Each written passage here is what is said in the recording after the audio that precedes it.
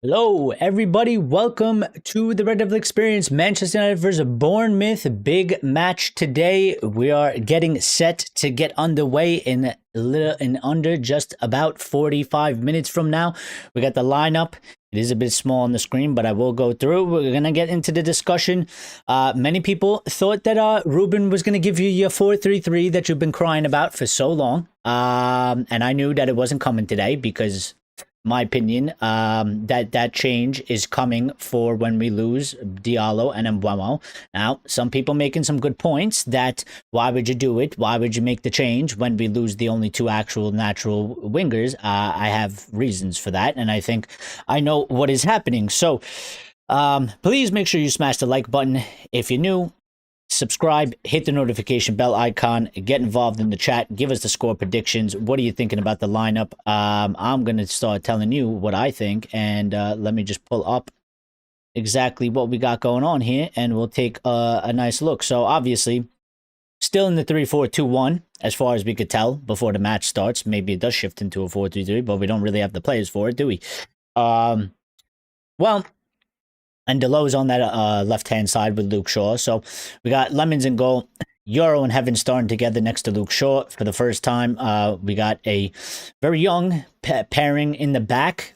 Two of the kids that we view, obviously, as the future of Manchester United. So excited to see how they do.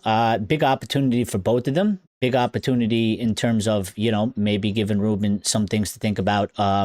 In terms of, giving some of the younger players more opportunities.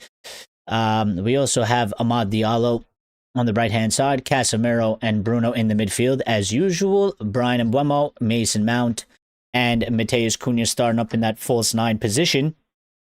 So, Bournemouth are lined up in what appears to be a 4-2-3-1. Now, they will probably, go a bit... how do I put this? With the ball, they'll attack. Without the ball, they're going to defend. They got two center defensive mids. I expect those guys to sort of make some sort of a back five to back six, even so at times. Then obviously they have, the three midfielders, the two wide players and the central player. They'll drop back, and Ivan Nielsen will drop back as well. So they'll probably look to hit us on the counter attack. We do got to be careful about that. We are going to push up high, I expect. And, we're at home and we're going to look to dictate sort of the match. And, so I think we got to be mindful of the counter attack. We got to be mindful of the break. But you know what, to be fair, listen, Heaven, I think he grew, out of the two matches he played so far. The first one, he was rusty. The second one, still a little bit of rust, but he did grow and he did do better in the last match. So I'm expecting him to step up the level once again.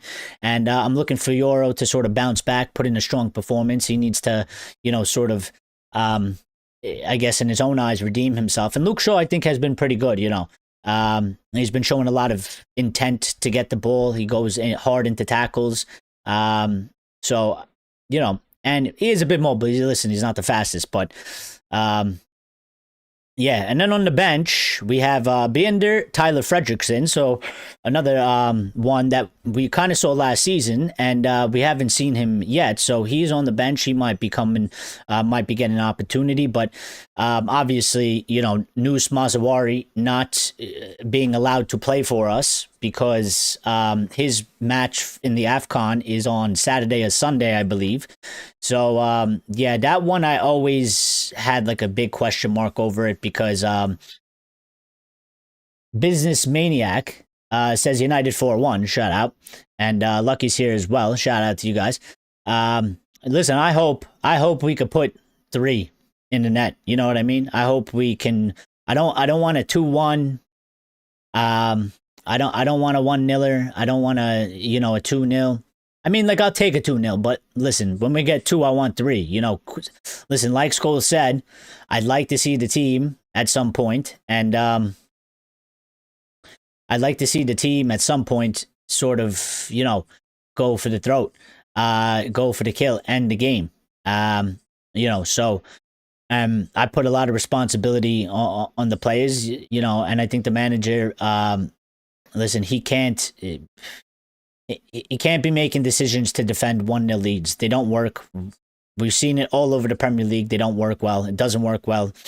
the Premier League is a high level league, and if you're going to try and defend a 1-0 lead for a long period of the match and you succeed all sorts of attacking threats, mostly more than likely, especially in second halves where most of the goals are scored in most Premier League matches, that is just a fact, then you're really putting the pressure on yourself and you're most likely to concede. So I want to see the team, if we could put in 3, and right off the bat, I don't expect to get a clean sheet. I don't know when we'll start to get clean sheets, but until we do it, I'm not going to expect them to do it. And so therefore, I'm expecting Bournemouth to score, and therefore we need to score more than 2 goals, because one goal ain't going to be enough, and 2 goals is not, it's not a good situation to be in, where, if you score 2, they score 1, you're only up by 1. So we need to put the ball into the back of the net as much as possible, and we need to create as much as possible. But on the bench, there's Malacia, Lisandro Martinez, Dorgu, Kobe Mainoo, Manuel Ugarte, Xerxes, and Benjamin Sesko. Benjamin Sesko has made the match, so it's good for him. I mean, he was out injured for a bit, and, then it was told to us that he had food poisoning. I believe that was Thursday. Thursday or Friday. Ruben told us that he had a little bit of food poisoning, so they weren't too sure if he was going to be able to make it, but he has made it. I was pretty confident he was going to make it, because I was like, listen, you got food poisoning on that day. I was like, he should be able to get over it. It's usually a 24-hour thing. Worst case scenario, 48 hours. I was like, he should be able to make it. I was like, I don't know, fitness-wise, in terms of, I in training and all that stuff, and, but I was like, on that basis, I was like, I expect him to at least, I didn't expect him to start by any chance, no. But to make the bench, sure.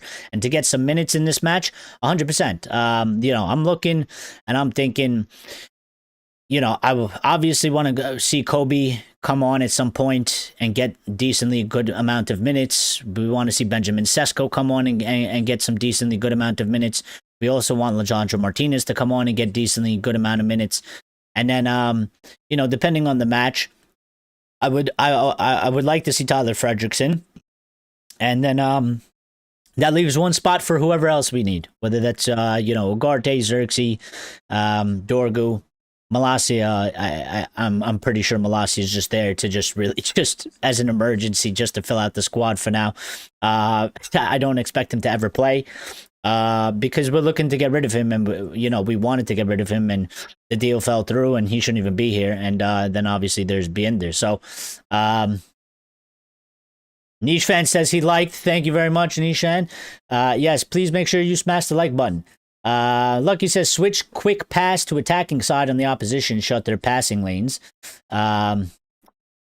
Niche Fan says, absolutely ridiculous. This was his chance to change to a 4-3-3, and he blew it. I don't think so. Here's the thing. The 4-3-3 that everybody wants, or I shouldn't say everybody, but a lot of people have been asking for, yeah? Ruben doesn't agree with you. He's not going to play a 4-3-3, and I don't think he should, because it's not his thing. But, I think if you take a look at AFCON, and I think you take a look at the fact that we're losing Mbeumo and we're losing Diallo, and you think about those 2 players, and then you look at the formation and you look at the system we play now, we don't have proper replacements for those guys. We don't have another Ahmad, and we most certainly definitely do not have another Mbeumo. So I think with that,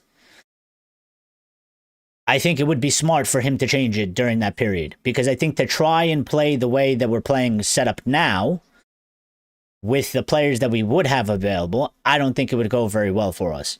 I don't think the team plays the same. I think every time Diallo's not in there and you have defensive players and, Delo, it would have to automatically be Delo, and you would automatically have to play Dorgu on the left hand, on the left. We don't have like other players to play there. So I don't think it would play anywhere close to what we're getting now. I think for me, every time it's not Diallo, it's not a winger in that right wing back spot, it doesn't work out well. We don't create as many chances. We're even less better in attacking. And then obviously you're talking about Mbeumo. We don't have another player like him. So I think it might not necessarily, listen, people are going based off of the reports. The reports are that Ruben is going to do a 4-3-3. Now, a 4-3-3, I mean, if you want to get into the nitty gritty sort of type of thing, 4-3-3 is obviously considered usually with, 3 midfielders and then you got 2 wingers and a striker. But realistically, a 4-3-2-1 is a kind of 4-3-3. It's a variation of it. It's a narrow one. It's not, flat. It's two 10s behind a striker, and then you have 3 midfielders. So, I can play around with that all day. I mean, you could call that a 4-5-1 if you really want to, but he could go with a 4-3-2-1. Because people are saying, well, why would you switch it to the 4-3-3 when we lose the 2 actual wingers? And that's because it could be where it's narrow, where it's like a narrow 4-3-3. It's not a wide 4-3-3. It's a narrow 4-3-3. He could also even do a 4-3-1-2, where you play with sort of 2 strikers and 1 sitting behind both strikers. It's still technically some sort of a 4-3-3. It's just not a wide 4-3-3. It's a narrow 4-3-3. So I'm not asking for him to change it, so I don't really think that he blew it. I think people were quite foolish to expect that all of a sudden, in this match specifically, just because it was reported, he was going to come out and pull out in a 4-3-3. He talked to them after Wolves. He told them changes are coming. Yeah, that's because we're losing 2-3 major players from the squad, and they're not going to be here for a month. So we're going to have to change things going forward. So I think that's what that whole thing is. I didn't expect him to do it in this match. I didn't think he was going to do it in this match. As long as Mbeumo and Diallo were still part of the squad, I expected him fully to come out with the same exact formation and system and lineup that he's been putting out. And that's what we got, because I don't know. It was really funny. Like, people read it and they took it as like, oh, Ruben's had an epiphany. He's seen my Twitter account. He's seen my X account of me bitching and moaning about how he should play a 4-3-3. Oh my God. He's seen the light. And I'm like, dude, what? How do you think that? You think he just all of a sudden just woke up one day and decided, you know what? Barry Bones on Twitter is right. He's been hammering me for fucking like about 8 months now about how I should play a 4-3-3. You know what? He's actually right. I should go play a 4-3-3. Actually, you know what? I'm going to play a 4-3-3. I'm just going to throw everything out the window. I'll play a 4-3-3 immediately. So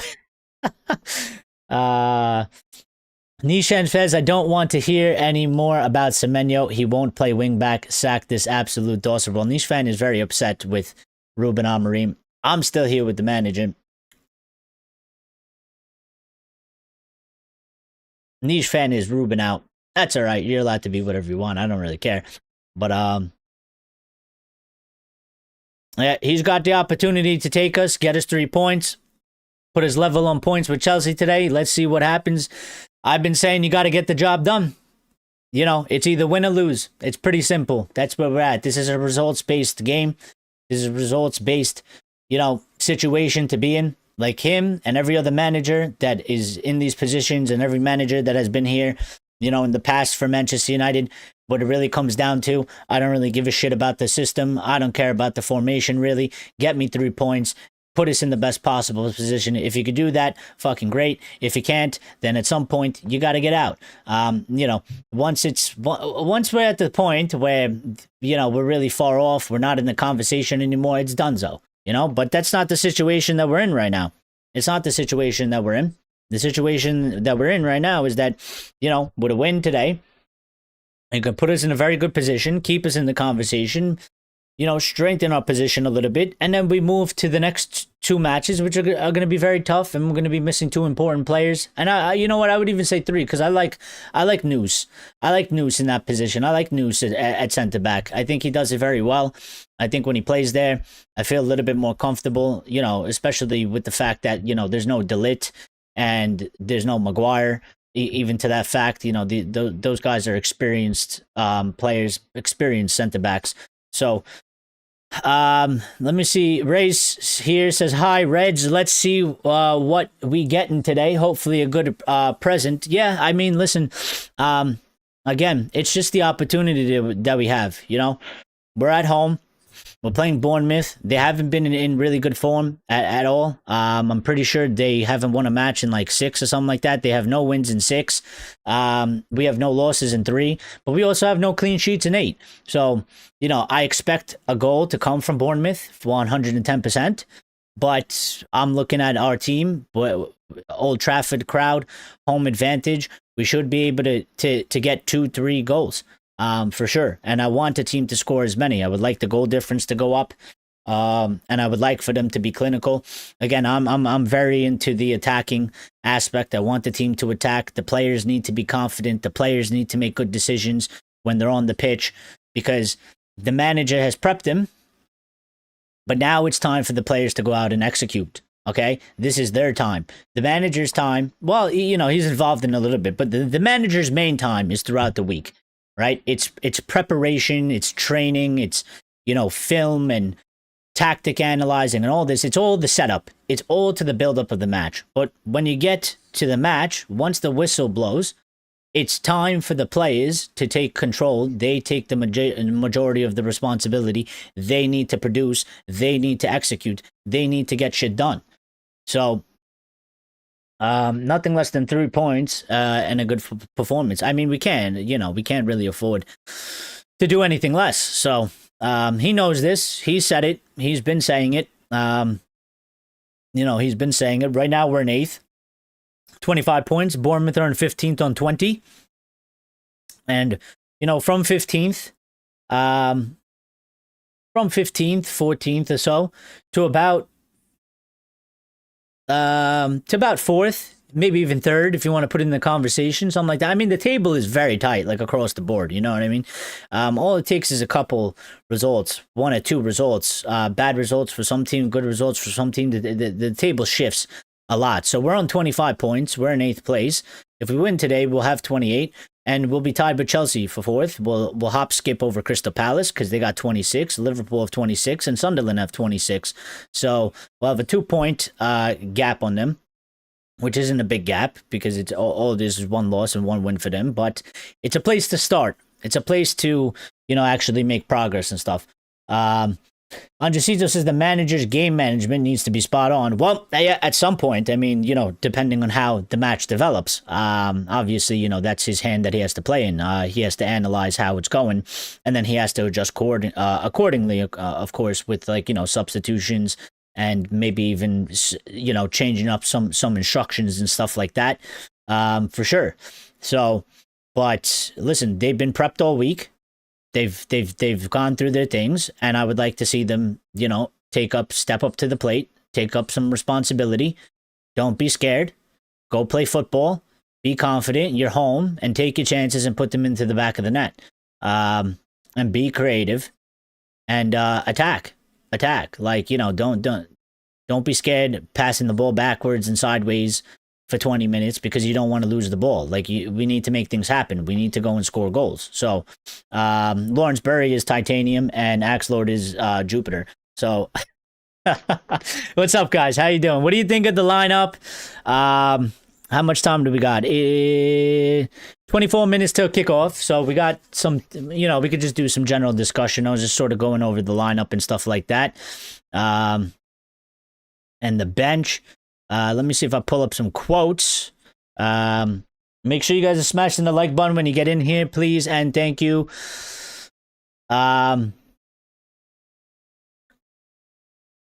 Listen, we could talk a little bit about his pre-match press conference, which has obviously caused a motion of disturb for the things that he said about the younger players. But, I mean,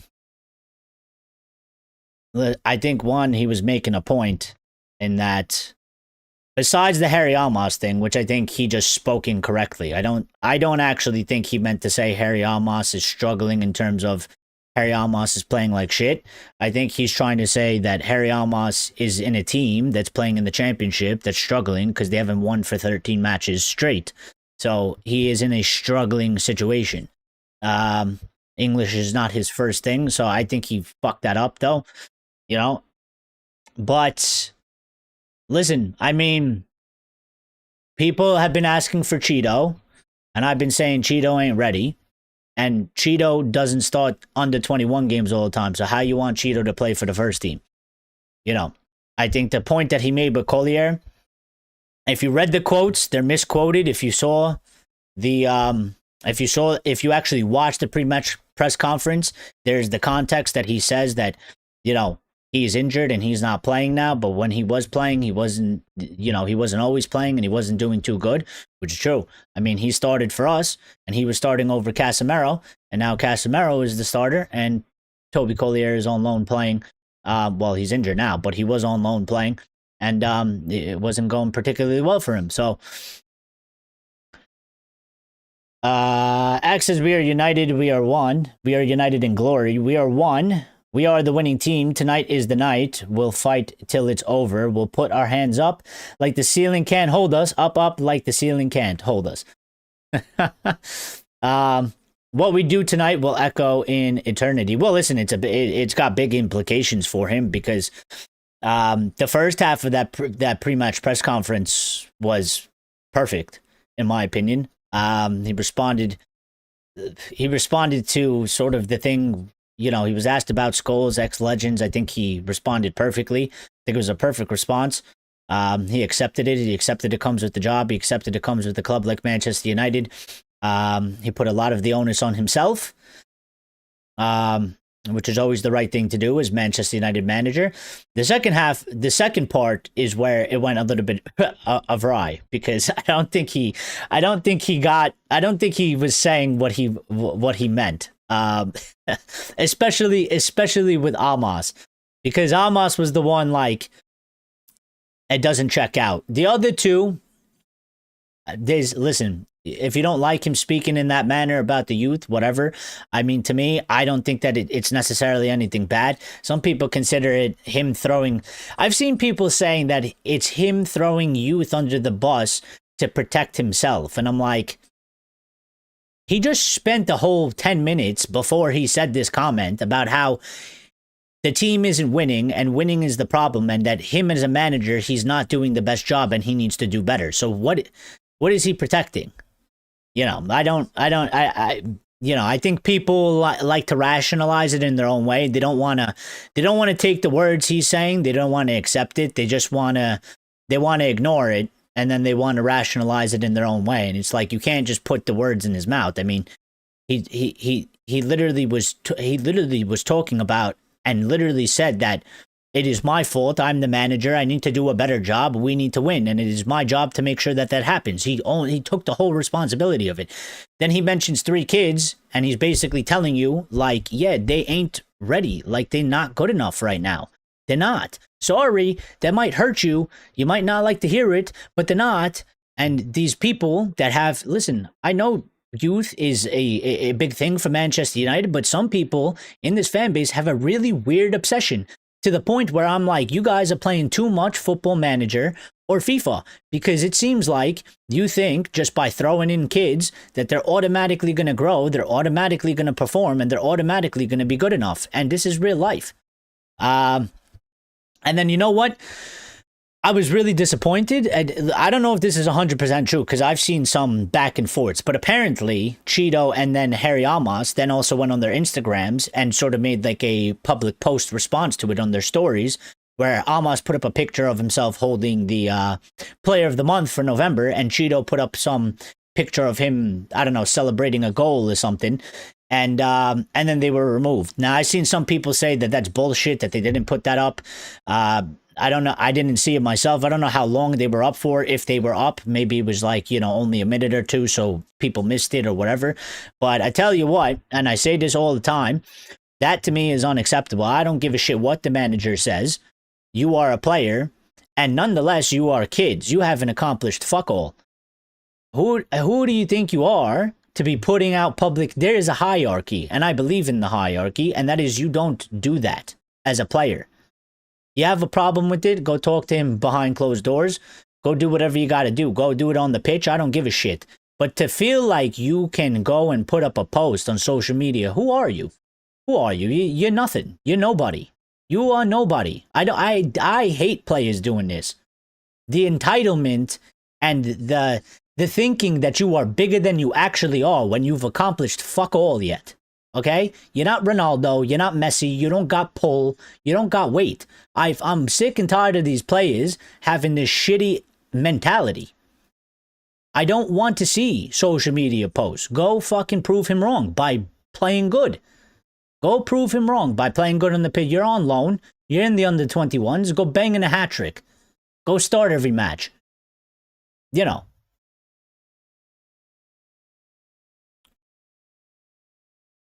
It was distasteful. Save those comments for a face-to-face with the players, not the media. Well, listen, if you don't like that he did that, fine. Fine. I'm not saying you do. I'm not saying you do. But I think some people run very far away with what it actually is. If you don't want the managers sort of making those sorts of comments, fine. That's fine. You know, I can accept that sort of thing. If you think it's a bit distasteful, fine. But I'm telling you, the response I've seen from people, there's some people that are very far out there. The cuckoo, the loco, they might not all be there in the head. I don't know what it is, but you know, because they're taking what he's saying and they're running to some crazy ass narrative that's not even true. They're just making things up. So, you know, but yeah, I think, listen, I think it was a bad thing in terms of that. I don't think it came. I think he was trying to make a certain point in that. I don't think he was necessarily trying to like criticize them and like bring them down. I think he was trying to make a bigger point in that people have a problem that he's not playing the youth. I've been arguing, and a few of us have been arguing, they're not good enough. They're not ready. And I think he was trying to make the point that, number one, situations change and things change. Like because he was talking about Casemiro when he talked about Collier, and he was talking about Menu, and he was talking about how Collier was starting ahead of Casemiro. Casemiro wasn't even playing. Collier was starting for Manchester United. And he's like, these situations can change. Like, nothing will last forever. I think he was trying to get the point across that things can change and nothing is guaranteed.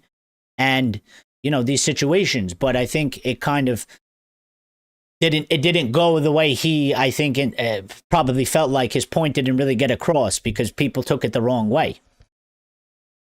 Paul Scholes has made a bit of a stink, hasn't he? Well, I mean, I did a whole show on it, and listen, I said that there's some things that I agree with Scholesy, but I think there was a lot of holes in his argument, like the fact that, you know, he doesn't provide much more context. He just wants to sort of throw harsh criticism out there, and, you know, it's like, you don't like this system, you don't like this formation, whatever it is, you know, give us a manager. You know, you're on a podcast, you're having a discussion. Give us somebody so I can hear who, you know, the full idea. Tell me, you know, who is the manager? Who is the guy that's going to play the United way? Some of these things that he said, I think there was some holes in what he said. Like when he said that Wilcox and Barada might be very good at their job, but they don't know what it's like to bring in a United player.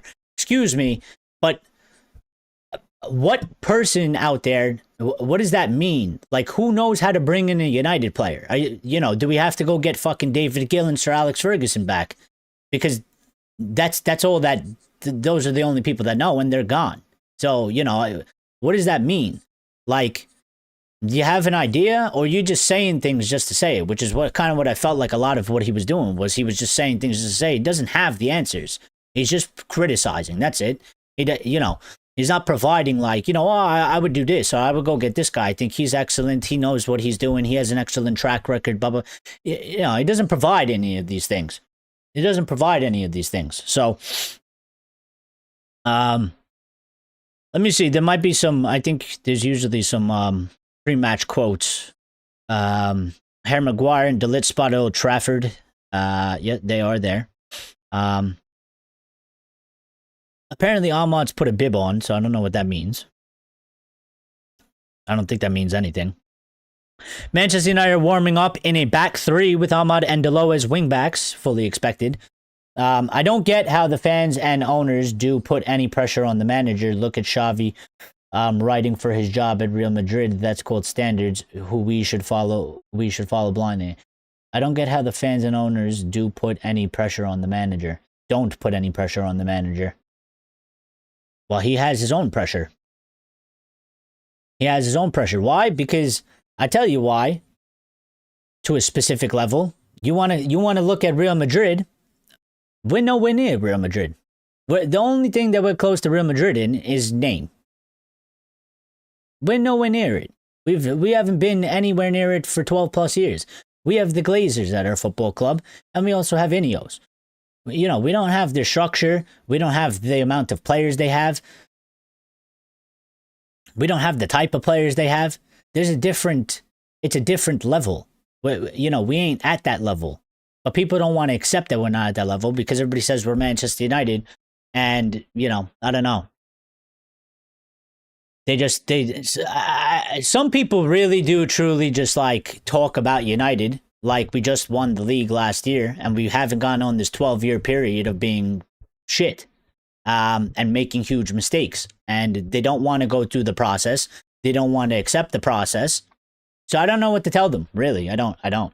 Alonso won away last night. I hope he keeps his job. Good for the club to puncture the players' egos. Well, listen. I mean, he is under severe pressure there, but again, it's a totally different outlook. They got fucking Mbappe. They have world-class players all over the pitch. You're expected to go in there and perform immediately. And you're supposed to succeed, especially if you have that type of squad. With the way Real Madrid is run, you're expected to win immediately. We're not there. Our team can't fucking compete very far with what we got. Regardless of the manager, look at the players. Look at the performance they put in. They can't compete at the highest level. They can't win the Premier League. We can't win the Premier League with this squad. We can't win the Champions League with this squad. They can. It's two different levels. Well, what about Ange at Tottenham and Forest? Well, what about him? They got sacked.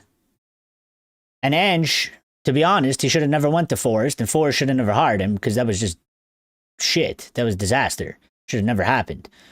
But I mean, what about them though? They're not successful. They can sack whoever they want. Look how it's gone for Tottenham. They sacked Ange. They bring in this guy. How's it going for him? Not very good.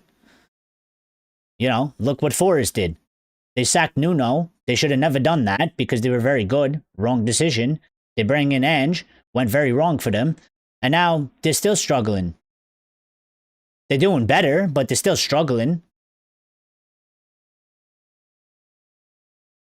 Only City has world-class coach in the Prem. Well, the point is that, you know, they bring in this guy because he's young and he had potential to be the next big best thing. He was doing very well. And even in the European competitions and Champions League, he was doing very well. And they wanted to go along with this project. So they're going to give him time. The first season was a disaster. I think Ineos accept a lot of responsibility for that because, as we all know, Ruben wanted to come in the summer. He didn't want to come in mid-November. They sort of forced his hand, and he obviously wanted this job. He was eager to take this job, so he took the chance and the opportunity. It went very bad. I think Ineos themselves take a lot of the blame for it. I don't think they put a lot of the blame on Ruben for that season. This is a new season. It's the second season. And right now, we're not in a horrible spot. Number one, we're better than last season, for sure. And some things have improved, but we still have a ways to go. So, but there's pressure. This guy is invincible for some reason. He's not invincible. There's tons of pressure on him. What do you mean? He's not invincible. First of all, the fan base is very split on him. Okay? It's like about 50-50. And he's not invincible because if he doesn't win and he doesn't get listen, it's about the table right now. It's about what's happening in this season. If he loses a bunch of matches and we're 10 points off of 6 plays, he's not invincible. He'll lose his job. But they're not going to sack him now. They're not going to sack him because he plays a 3-4-3. There's pressure on the fans because fans are they don't want this system. They don't want him to play this system. They think they know more than somebody that's a professional fucking coach that has licenses, that has coached Champions League games. So, not from the owners. Well, not publicly maybe, but I think why would you do that? Why would you put public pressure on him? There's already enough public pressure. You don't see the way that people talk about him. You don't see You don't see the public pressure that he gets from fans or the public pressure that he gets from the ex-players and the legends of the football club. Why would the owners publicly be putting pressure on him? It doesn't make sense. They want him to succeed. They want him to succeed. I'm saying, where are the standards? Where are the standards? We got to rebuild them, my friend. That's where they are. You know, the standards and this football club, in my opinion, you know, even the things that Scholes was talking about, the Glazers ripped him out 12 years ago. The second Sir Alex Ferguson walked out that door, and they changed everything. And they ripped up everything. They ripped up everything he built, everything he had, the whole structure. They ripped it up and threw it out. So 12 years later down the line, you're asking for it. I don't know if you can find it. I don't know if you can just go and put it back in just like it was never missing. I think we have to rebuild it, and we have to make it modern. So the standards right now is that we're not in Europe, and we need to get back in Europe, because that's where we belong, and that's what they say, and that's where we know where we should be. So we need to get back in there. This is a season to fight for it. If he doesn't get back into Europe, then his job should be 100% totally at risk, and he should probably lose it.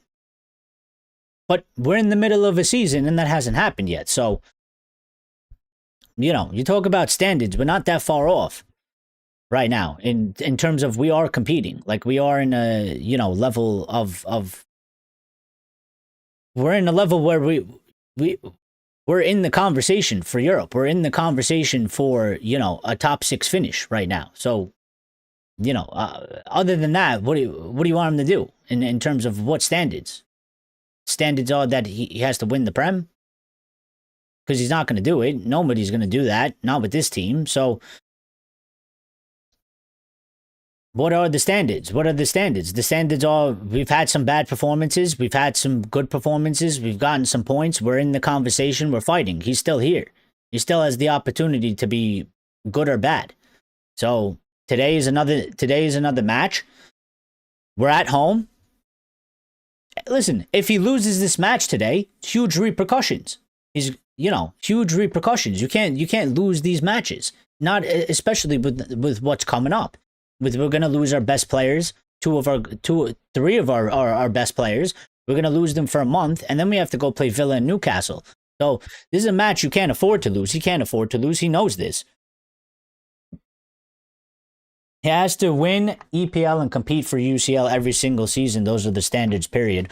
Well, those are unrealistic standards. So, sorry, but they're unrealistic. They are, because I don't give a shit what manager is here. They're not going to do that. Not right now. Not with the team we have. Not with the team we have. What manager has done that? Ollie got a second one time in COVID, and we were far off, and so did Mourinho, and that was about it. Everybody else, below. So, again, in the bigger picture, yeah, we got to get back to that. But to get back to that, you got to take one step at a time. You ain't just going to come in and all of a sudden you're going to be challenging and winning and doing all this stuff that people want. That's totally unrealistic. It's never going to happen. Not at this moment in time. We're not in Europe. We finished 15th. I think Ineos take a large part of the blame for that. They didn't get him anybody in January. They know he plays different.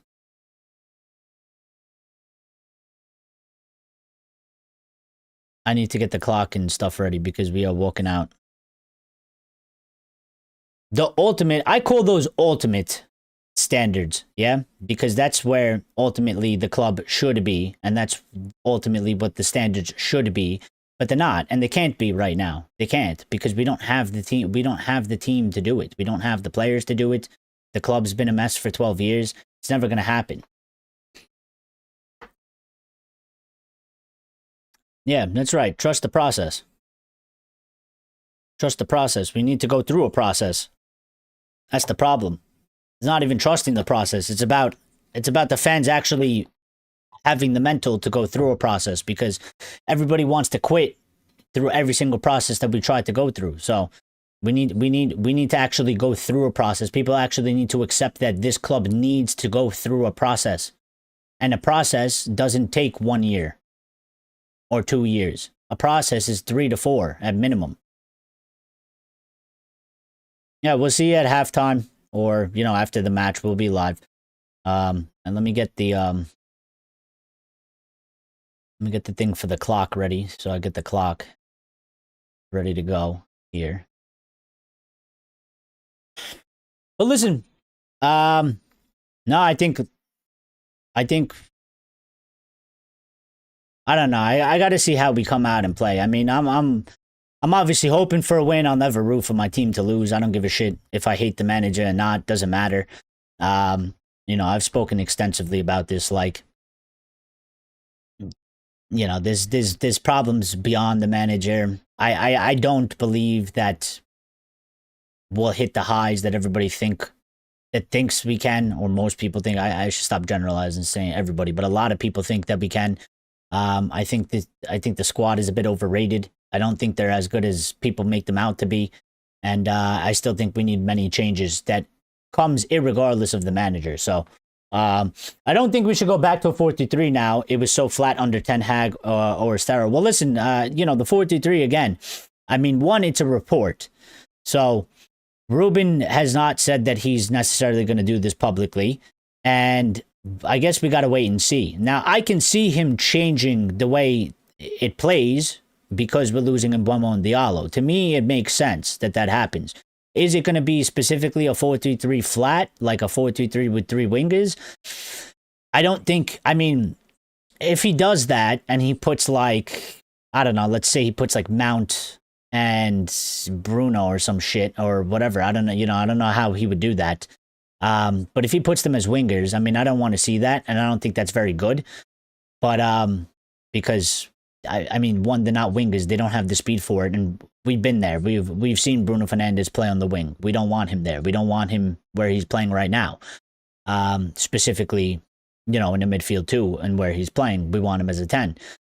So I wouldn't be surprised if he turns it into sort of like a 4-3-2-1 or something like that, and it's narrow and there's no wingers. Because we don't have wingers, and he plays some sort of a narrow 4-3-3 variant. And you know what? Listen, I'll let him take a crack at it and see how it goes. And if it goes well, it goes well. And then happy days for everybody because we're winning and we're doing our thing. So we're about to kick off here. If I'm behind you, then, don't spoil it in the chat. We're underway. So, yeah, let me pull this up for myself so I can watch the match properly. We're underway here at Old Trafford. Big 3 points for Manchester United on the line. Ruben needs a big result, and so does our club. And let's see how we go about it. Cunha here. Bournemouth have possession of the ball. They're into our half, and they're coming out attacking. Luke Shaw cleans it up, kicks it out, clears it. Bournemouth pick it up at the midfield line.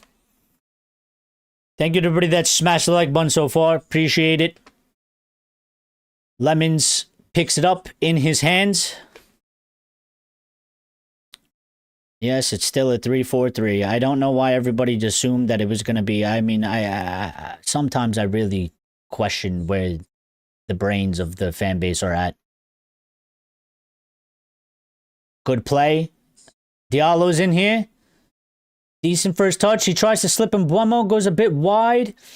Bruno takes a shot. Blocked. Call for a handball. Referee does a 6-7. I don't know what that is, but referee said 6-7. What is that supposed to mean, ref? Was it a handball or not? Caspi still have the ball. Cunha with a shot. Ask for a deflection. Goes for a corner. Manchester United corner. Ref and VAR saying no handball. Ricochet. Listen, I don't know. I don't know the rules. Took a ricochet off of the Bournemouth player, goes and hits his hand, hits the other Bournemouth player's hand. Hand was in an unnatural position. But I don't know the rules. I don't make them up because they change them every once in a while. I'll tell you it's a handball, but hit his hand in the box. Hit his hand in the box. Hand is in an unnatural position. I don't know. I don't know. Tyler Adams here. Corner is on hold because Tyler Adams is apparently on the floor. He has been linked to Manchester United in the past week or so. He is down on the floor, injured, not looking too good for him here.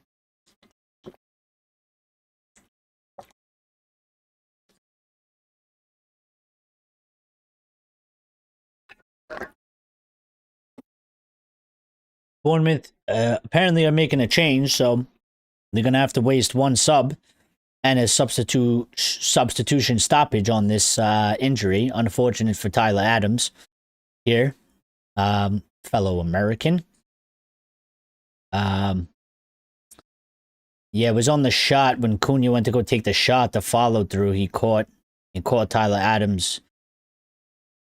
Leg was extended in sort of a weird position. It took a lot of force there, so I mean, but we'll see, because I just sort of signaled to the bench, I guess, not to make the change yet. Uriola is telling him to hold off on the sub as well, so maybe he's all right, and maybe he'll continue. Ole, ole, ola, la. I hear the fans. We need big atmosphere. Corner coming in. Diallo's going to take it. Diallo whips it in. Dangerous. We didn't get to it. Somebody's got to get onto that. That was a good one.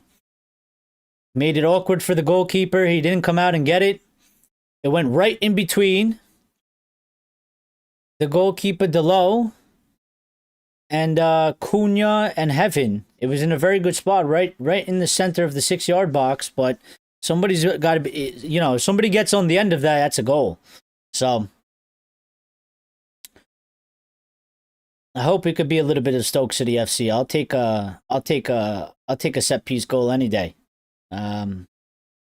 We've been looking a lot more dangerous on them in now's time compared to, if you go back 3 or 4 years ago. We are looking a lot more dangerous. But I would like to see a little bit more, goals coming from them, but the chances are looking bigger at the very least, so it's a slight positive. We just need to make things happen off of it. Throw into United here. Euro is taking it.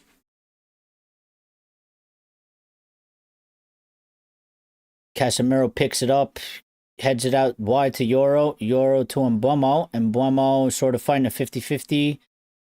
Euro tries to jump in, doesn't get it. Bournemouth looking to attack. Foul by Mason Mount. Free kick to Bournemouth in our half.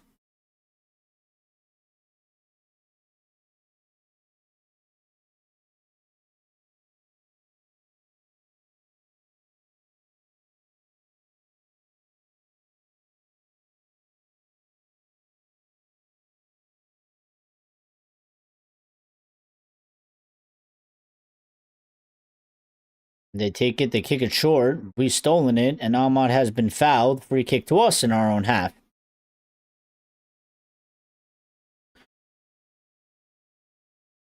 I think it's looking like it's shaping up to be a good match here. Sort of end-to-end, high energy. Bournemouth not really sitting back. They are pressing.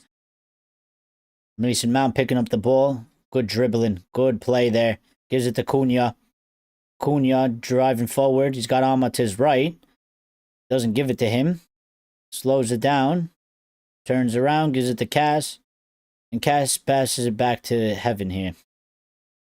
Yeah, Heaven taking on his man. Going forward. This is what I wanted. This is what we want to see, It's okay to recycle the ball a little bit, but we got to be confident. We got to go forward. We got to push it.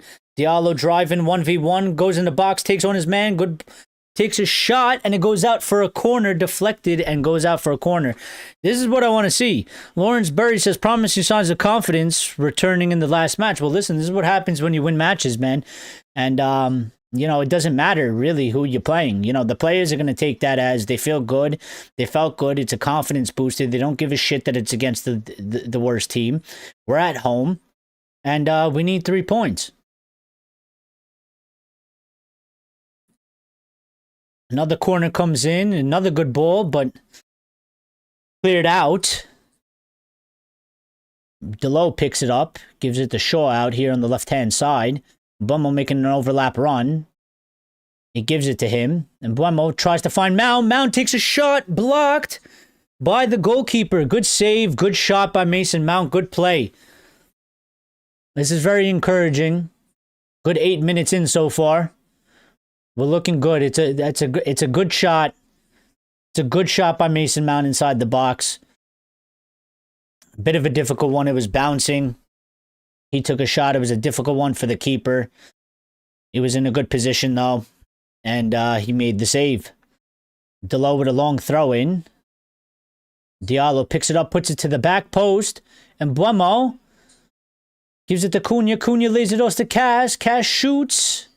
Blocked and cleared again.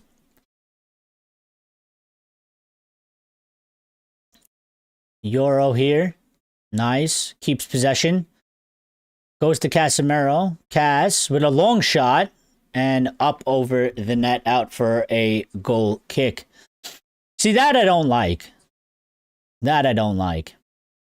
He didn't, I don't think he didn't have to shoot it. I mean, not that I want to discourage them from having to go, but I just think, like, come on. You're not, how many times are you going to bang in that, you know, you're not the expert long-range shooter. And I'd rather you just keep the play going, man. One more. Just, you know, give another pass. Make something happen. Make a movement. Keep it going. We kind of killed, like, you know, we had the pressure on them there. And because we kind of killed it by Cass shooting the ball and shooting it over and giving them a goal kick and sort of releasing that pressure. The long-range shot was Casemiro shot at long range.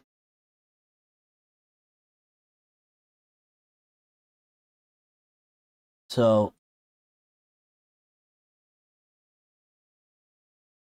I don't have it on. So I really gotta do my job as a commentator / presenter here. Bournemouth had an opportunity. They came, they got into our box. They tried to put it across. Luke Shaw blocked it, and it is gone for a corner kick to Bournemouth now. 10 minutes in. Wait, is it? Oh, it's a throw-in. Sorry, I thought it went out for a corner. Long throw. Semenyo taking it. They actually got the head to it, and apparently we headed it, and it's a goal kick. It's a corner kick now for Bournemouth.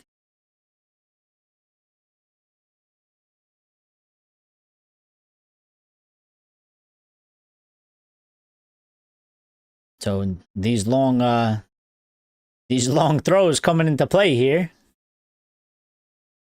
Corner kick to Bournemouth. Let's see how we defend this. We better not concede on a set piece, man. Not when we started the match like this. Not when we started the match like this. Do your job. Clear it out. Lemons comes. Not the strongest of punch, but he did get to it. And it goes out wide. And it is a throw-in to Bournemouth. Semenyo going to take it again. Many will say that Semenyo is sort of on a preview trial here today, isn't he? They take it in. They try to put in a cross. We clear it, but they pick it back up. Semenyo offsides, and the cross does not count. Throw into free kick. Wow, I'm all over the free kick to Manchester United in our half, and we've been temporarily relieved of that pressure that they put on us. Luke Shaw gets it going by kicking it to Heaven. Heaven swings it out to Euro. And Euro gives it back to Lemons. Lemons going to kick it long here, and he does. Mbeumo fighting for it. Loses it, and Bournemouth pick it up. Semenyo is on the left, taking on Euro. Yes, he is. Yes, he is. Semenyo is on the left, taking on Euro. Seems like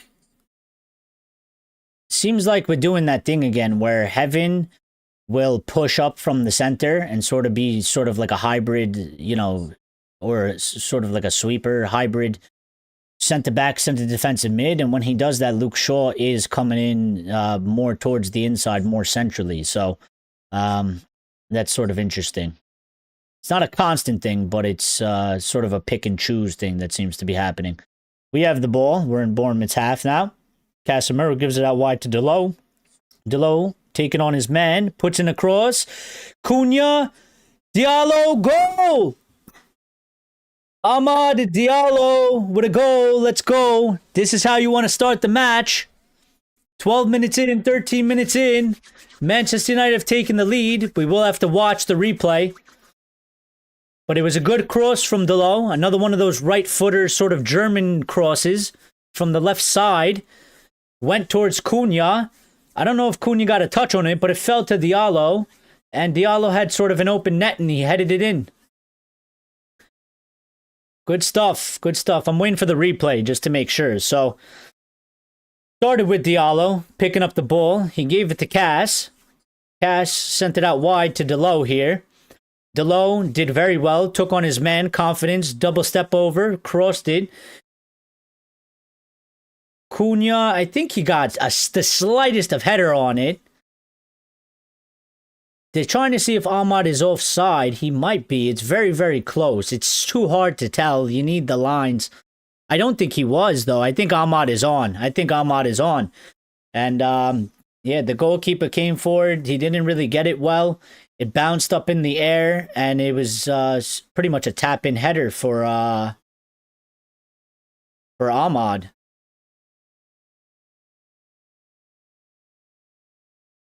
Yeah, there's a couple things that matter here. Did Cunha touch it? I think he did. And if Cunha touched it, where's the position of Ahmad?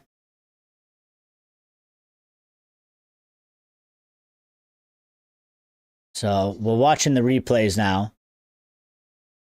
I mean, one of the easiest goals Ahmad will score in his life because the ball was basically already almost in the net. All he had to do was jump up and get it. But for a short guy. Check is complete. And goal stands as I thought it should because it looked like he was onside. So 1-0 to Manchester United. We take the lead at Old Trafford. Perfect start for Manchester United. Now we need to keep up the levels. Bournemouth start. Oh my God, I messed up.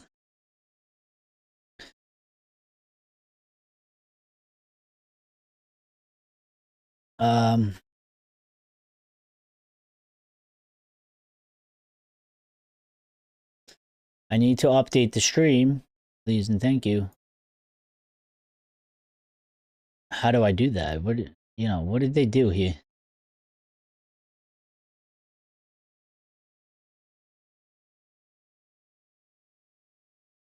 YouTube, you messed me up, man. You've messed me up, YouTube. How do I edit the stream?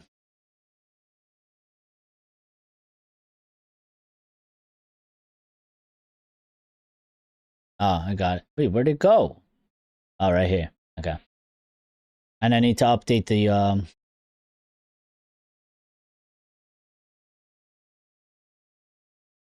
and I need to update the scoreboard on the, on here as well.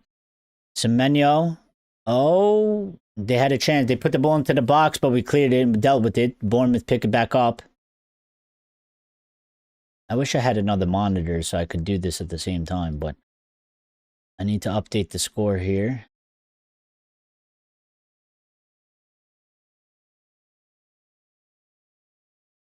Okay, we're good. All right, so United leading, Diallo scoring. Good play by Delo. And you know what? Delo deserves credit because past couple matches, that's not good. We gave the ball away in a very bad position. We dealt with it, though. I mean, that wasn't very good. I don't know what we're doing there. We need to stop messing around.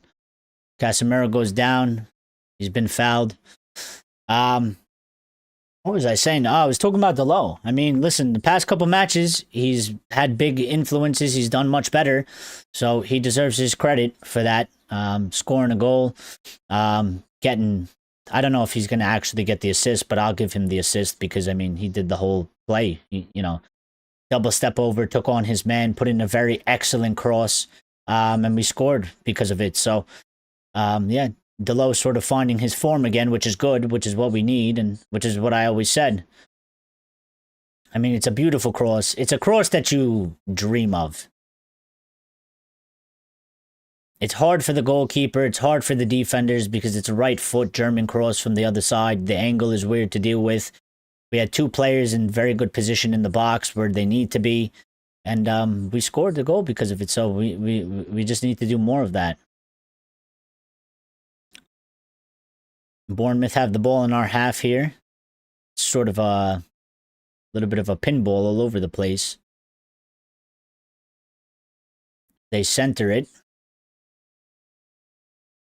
Send it out to the right-hand side. Their right-hand side. Lowe does well to defend it. And throw into Manchester United.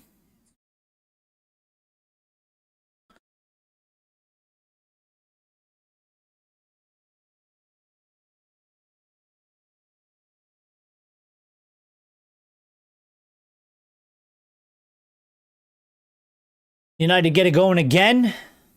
Throw in. Ball in our half. Luke Shaw has it out here on the left-hand side. Mount under pressure. Does well to turn. Get away. Gives it to Bruno in the center of midfield. Bruno gives it to Mbeumo. Mbeumo's got some space here. He's got Ahmad to his right, which he gives it to.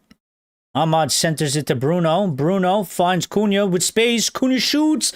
Oh, big opportunity. Off target. He had so much space. It was a good play by United. Good turn. Right on the top of the box. Not the best of shots, but he tried to curl it into the top right corner of the net. Kicked it wide.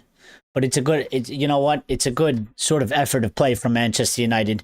Confident play, quick. They're not dilly-dallying like we've seen them in the past. You got to put that on target, though. I would say at the very least from Cunha, you got to put it on target. But it was sort of a perfect play. I mean, the link up was good, the spacing was good. Just the final end of it. Bournemouth here tries to keep it in, gives it to Delo. Delo picks it up, gives it to Cass. Cass gives it to Cunha, and it's sort of a 2v4 at the moment. Mount picking it up here. Gives it to Bruno. Ahmad out wide. 1v1 once again. Turns around. Gives it back to Bruno. They are pressing us. And Bournemouth have committed a foul on Ahmad. And free kick to Manchester United in Bournemouth's half. Near the box. He's going to get dropped. I thought Xerxes should have started. Who's going to get dropped?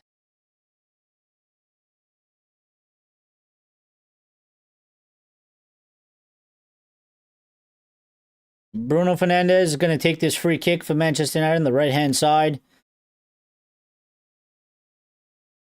Good, maybe like 20 yards from the box or so.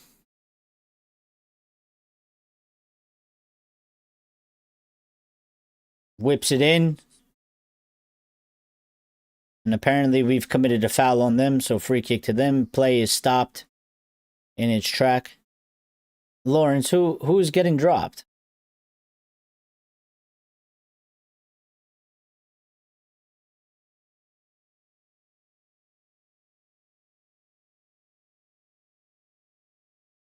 Bournemouth restart the game here. Mount pressing, does excellent, wins the ball. Is on the side of their box. He's in their box now. Gives it to Bruno on the top. Bruno gives it to Ahmad. Ahmad one touch to Mbeumo. Mbeumo tries to center it and picked up by Bournemouth. I tell you what, we're doing well so far. We are moving the ball quick. We're moving the ball quick. We're moving the ball confident. We're doing things confidently. This is what you want to see from our team. Mbeumo has some space here. Gives it to Mount. Mount back over the top to Mbeumo. Mbeumo brings it down. Diallo asking for it. Diallo tries to center it. Bournemouth fighting with United. Sort of a bunch of 50-50s going on here. Casemiro heads it back to Bournemouth. Bournemouth try to clear it. Lenioro picks it up now and settles it down. Casemiro trying to release the low and doesn't find him, and Bournemouth goalkeeper picks it up. I said, this is exactly what we want to see from the team right now. They need to keep this up. Doesn't mean Bournemouth aren't going to get chances, but we're finding a lot of space. We're being confident with the ball. We're sort of making things happening. We're looking dangerous. We're winning the ball back. We're pressing. We just won the ball back again. Cunha's driving at Bournemouth defense. Takes a shot. Blocked and out for another corner to Manchester United. Very, very, very excellent start by Manchester United 23 minutes into the match. Very happy about this. Very happy about this. This is what I want to see from the team. Look threatening. Keep the pressure up on them. Be confident. Work hard. Win the ball back. Go into the tackles hard. Win the 50-50s. This is what we're doing. Bruno Fernandes is going to take this corner kick from the left-hand side. It's going to be an in-swinger. Bruno takes it. Not high enough. He went near post. And apparently we fouled them again and free kick to Bournemouth. I don't know where the foul was, but referee said there was a foul.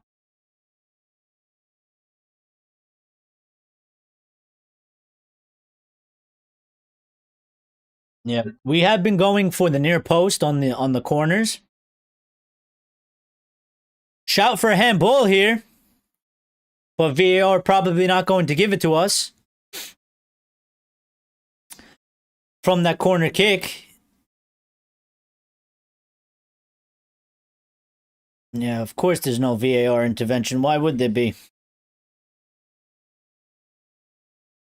He gave the foul by Casemiro, but they didn't look at the handball. Cunha here. Space again. Cunha and Mbeumo and Diallo forward. Bruno and Mount arriving. Cas picks it up. Gives it to Mbeumo. Mbeumo lost it. Bruno wins it back. Mount wins it back. Mount on fire tonight. So far, he's fucking up for it. I'm telling you now. He is going crazy. He's winning the balls back. He's getting the tackles in. He's making things happen, driving forward. He's been really involved. Heaven's driving forward. Did a little bit too much there, but we lost the ball momentarily. Picked it back up. Delo driving at his man once again. Finds Mbeumo in the box. And Mbeumo shoots. Saved by the goalkeeper. Wasn't the best of shot. Was a bit soft. Was right at the goalkeeper. But again, threatening from Manchester United. Positive from Manchester United. Confidence by Manchester United. Let's make it count. Let's get a second. And let's get the third. After that. Yeah, he shot it with his right foot. It's his weaker right foot. He's a lefty, and Mbeumo, of course. So it wasn't the greatest strike. It was fairly straightforward save for the goalkeeper. Standard save. You expect him to make that.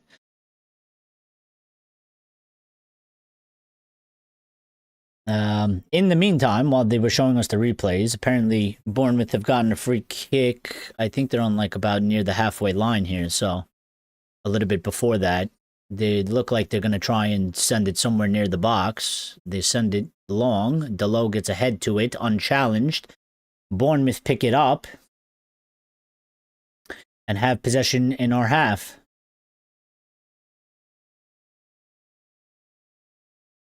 They've reset here. They've gone back all the way to the goalkeeper. We are not pressing the goalkeeper. We should not be pressing the goalkeeper. Goalkeeper sends it long. Yoro battling it out with Semenyo here, and Yoro wins out. And Heaven sort of clears it up. And Mbeumo doesn't get to it. Ball bouncing around a lot, not really staying on the ground. Heaven picks it up now. And the referee has given a free kick.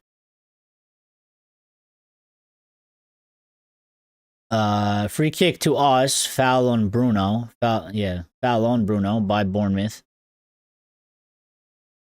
At the midfield line here. Oh, not in the midfield line. Oh, he stopped it because it was a head injury. It wasn't a foul. Okay. But Bruno's all right. He's up. Delo out here. Gives it to Cass. Cass sends it back to Lemons. Lemons takes a touch. No pressure under Lemons. Lemons still playing around with it. Sends it long to Cunha. Or Bruno. Is that Bruno? Yeah, it was Bruno. No. No, it was Mount. Sorry. Sends it to Mount. Mount lost out, though. Semenyo has it on the right-hand side. Semenyo seems to be playing like a free roll. Because sometimes he's on the left, sometimes he's on the right. So now he's in the center. He seems to be all over the place, Semenyo.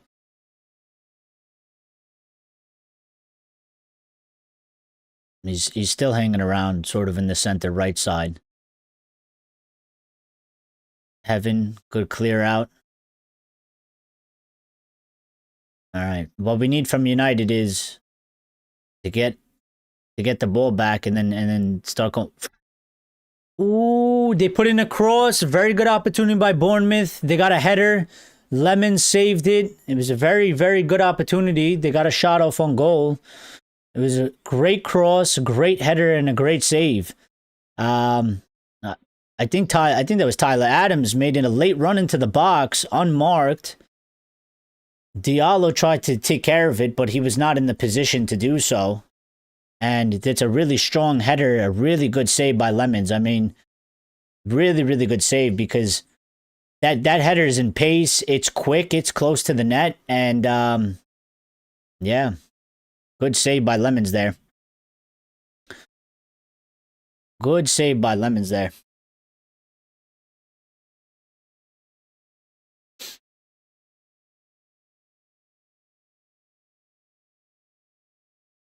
Yeah, I think Bournemouth has changed their formation because they're playing a bit different. Semenyo's all the way on the right now, where he was all the way where he was on the left before their left. He's on their right now, so he's going up against the low. And I think he's changed a bit of the shape as well. It seems like they've gone into a sort of a 3-back of some sort, which is what they were not playing that before.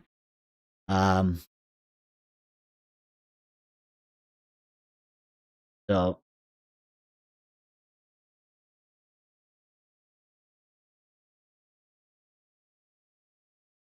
free kick to Bournemouth here in their half.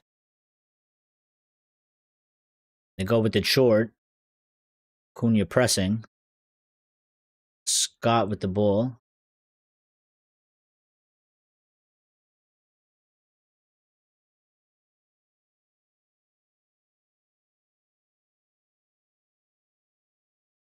Bournemouth just getting some possession in our half right now, passing it around. Semenyo taking on. Puts in a decent ball, but cleared out by Casemiro. Good cutout there. We have 54% of the possession to Bournemouth's 46, but, I mean, they have picked up a lot more possession. Semenyo. Ivan Nielsen takes a shot and goes wide. And I believe it's a goal kick. No deflection on that, so. Okay, this is where it is now. We've gotten the ball back. We need to flip it back into our turn in terms of bringing the pressure back because they've sort of taken a bit of control of the game. What's happened to our game plan? 0 possession. Well, I mean, Areola has shifted some things around. He's changed the formation and stuff, so we might be having a hard time adjusting right now in the pitch, but players are playing in different positions. Things have been shifted around. So we're going to see. We're going to see how we handle it. Listen, so far, in terms of defending-wise, all right. I mean, they had one big chance there. But let's see if we can let's see if the players can sort of figure it out and get the foothold back into the game. We pick up the ball here. Cass tries to send it long. Miskicked it, and Bournemouth pick it up. Bruno fighting for it, heads it.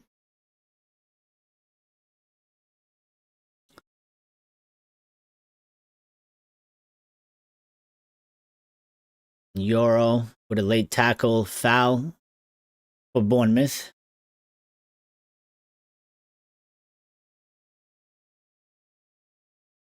Yeah, we just got to see. We got to see, like, the players are clearly struggling a bit to adjust to Bournemouth because we're obviously still playing the same way and they're playing different than they were playing in the first sort of 23, 25 minutes of the match. So they're going to have to sort it out on the pitch. They got to get an understanding here. Maybe Ruben might have to shift some things around, but for now, I'd let it play out. We pick up the ball. We have a chance to counterattack them. Ahmad's breaking here. Sort of a 2v3-ish. Ahmad surging, cuts in. Ooh, good move by Ahmad. Blocked by Bournemouth and cleared out. Very, very good.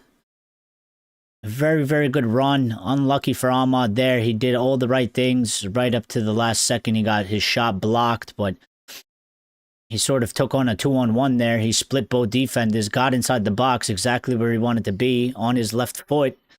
And right when he went to go take the shot, Bournemouth defender got involved and blocked the shot. But again, very good from Ahmad. He's being confident. He's taking on his men. He's not turning around today. He's not passing it backwards. He's making forward runs. He's making late forward runs as well, which is why I like him playing in that spot because I think he loves that. I think it's perfect for his game. It gives him plenty of space to run. It gives him plenty of space to do things with the ball.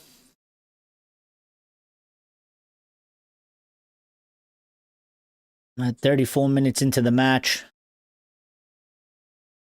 Goes up to Euro.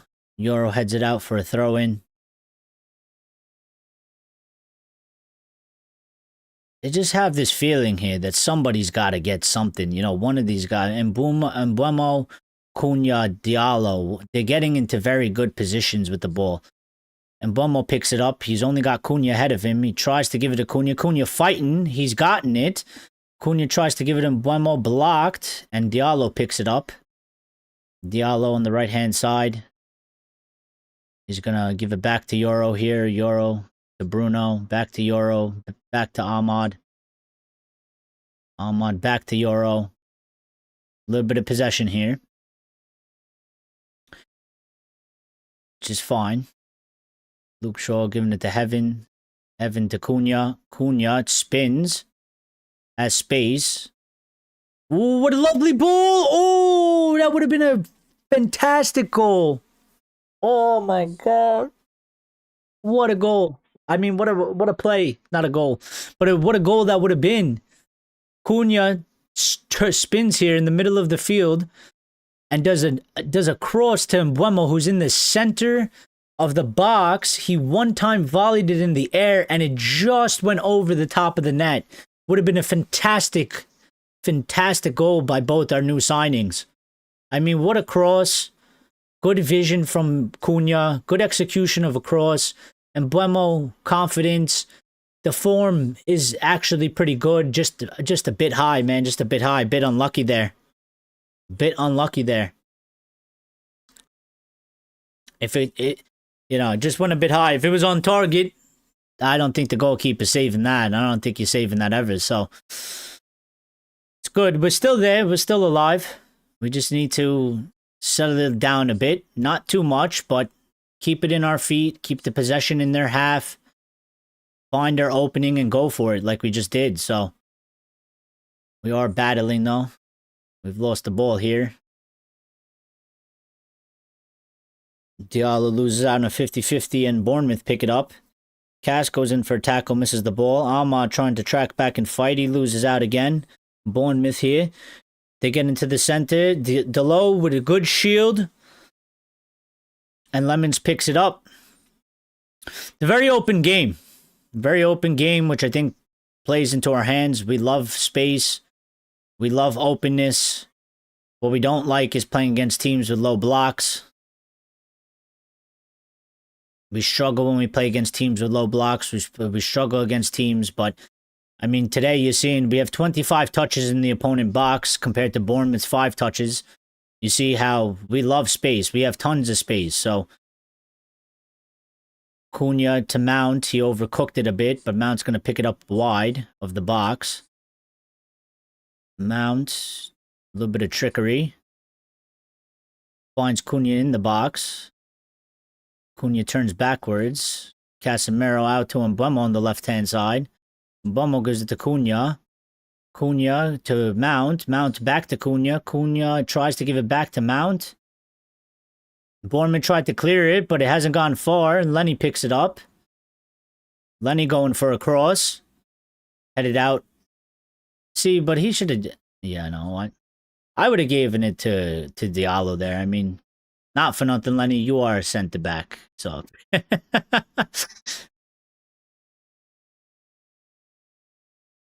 You are a centre-back, Lenny. Like, I don't expect you to really whip in a really good cross, so...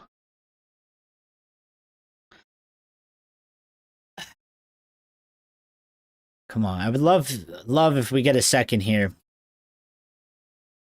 We could get a second before halftime. I feel like we sort of deserve it in a certain way. Like, we've done really well in the attacking phases. We had some very good opportunities. I feel like we should have a second. Bruno has the ball. He slips through Casemiro. Casemiro's in the box. He takes a shot. And I think it's gone for a corner. He didn't really have the best angle. He also...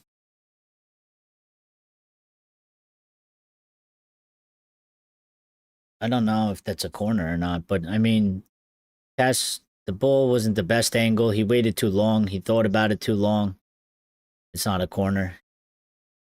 He just shanked it.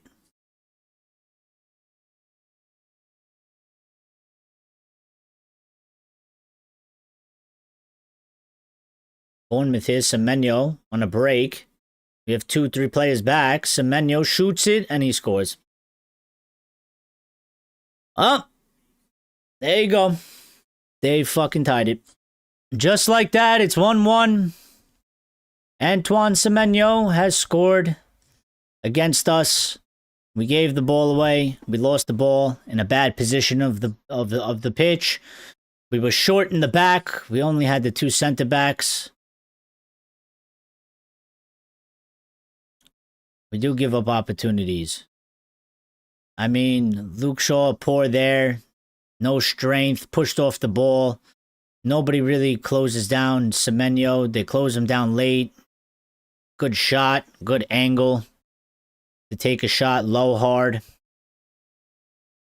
Low, hard, far post.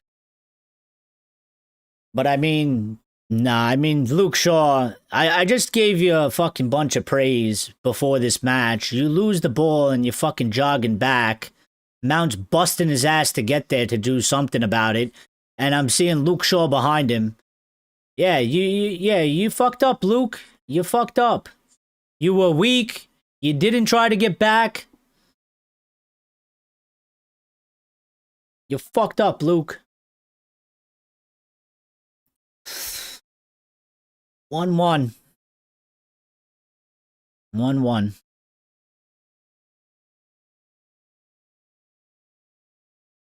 Well, I'll tell you what. Amorim's going to have to figure out something here a little bit, but... Mbeumo, ooh. Defensively, I think there's a problem that we might be getting a bit more exposed here because of the changing of the formation by Bournemouth. So, because attacking-wise, we still look decently like, you know, we can make something happen. But I said it before the match. I said it before we started in sort of the build-up. I said they were going to score. We're not going to keep a clean sheet. You can't assume for us to keep a clean sheet until we actually do it. And it's 1-1, so we always needed more than one goal. We always need more than one goal. We know this team by now. We know what we've been doing for quite some time. And bit of a tussle going on here, bit of a fight. off the ball fight. I don't know what happened, but tempers are flaring now. It's between Delo and Smith. Luke Shaw is sending the referee's sending everybody away, telling Luke Shaw to get out of there. Why don't you tell... Oh, now it's Semenyo.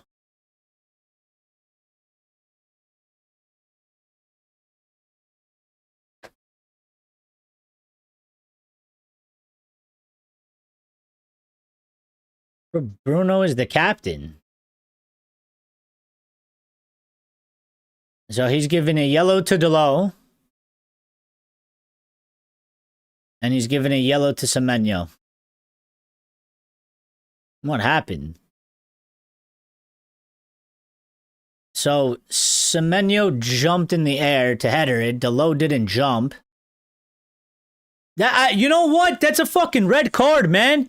That should be a red card on Semenyo. You can't put your hands on somebody. That's a fucking red card, ref. He's gone up to Diego Delo. He's put his hands on his neck. That's a red. That should be a red. He should be sent off. In retaliation, you can't go and put your hands on somebody else's neck. I don't give a fuck what it is. I don't care if it's a push. He put his hands on his neck. He put his hands on Diego Delo's neck in retaliation. To me, that's a red card. That's bullshit. That's bullshit. I missed that. I didn't see that. Oh. We're looking a bit exposed in the back here. They're finding too much space. They just had an opportunity here. They had a free kick. Crossed in, headed down. Delo defended it, though. They have the ball back. Shaw with a tackle again, not working out. Lemon's good save there, and out for a corner kick to Manchester United.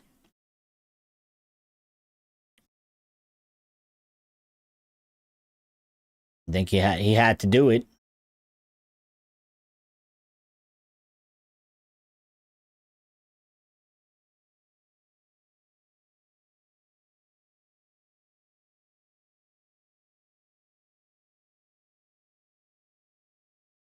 Semenyo, the player we need to buy. Well, listen, he's a very good player.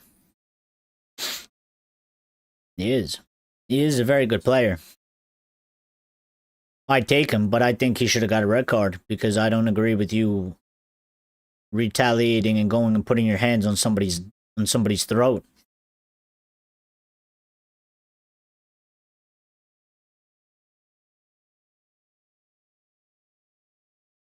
Cunha here. Out wide to Mbeumo. 50-50 and throw into Manchester United. 5 minutes of injury time. Stoppage time for the first half here.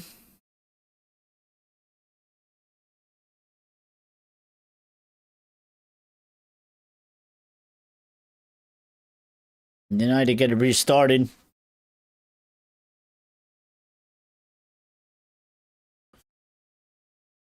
We're getting pressed here as well. Heaven does well. Tell you what, Heaven is really good with the ball on his feet, man. Especially today. Delo looking for Shaw. Shaw's the furthest man forward. Shaw picks it up. Cuts in over past this man. Tries to center it. Mbeumo picks it up. Alright, relax a little bit, relax. Mount crosses it, looking for Mbeumo. Press up now. Press them up, they have nowhere to go. That's it, we get the ball back. Diallo finds Bruno. Bruno is given a foul to Manchester United. Bruno fouled off the ball there. Kluivert fouling Bruno. Bruno holding his face.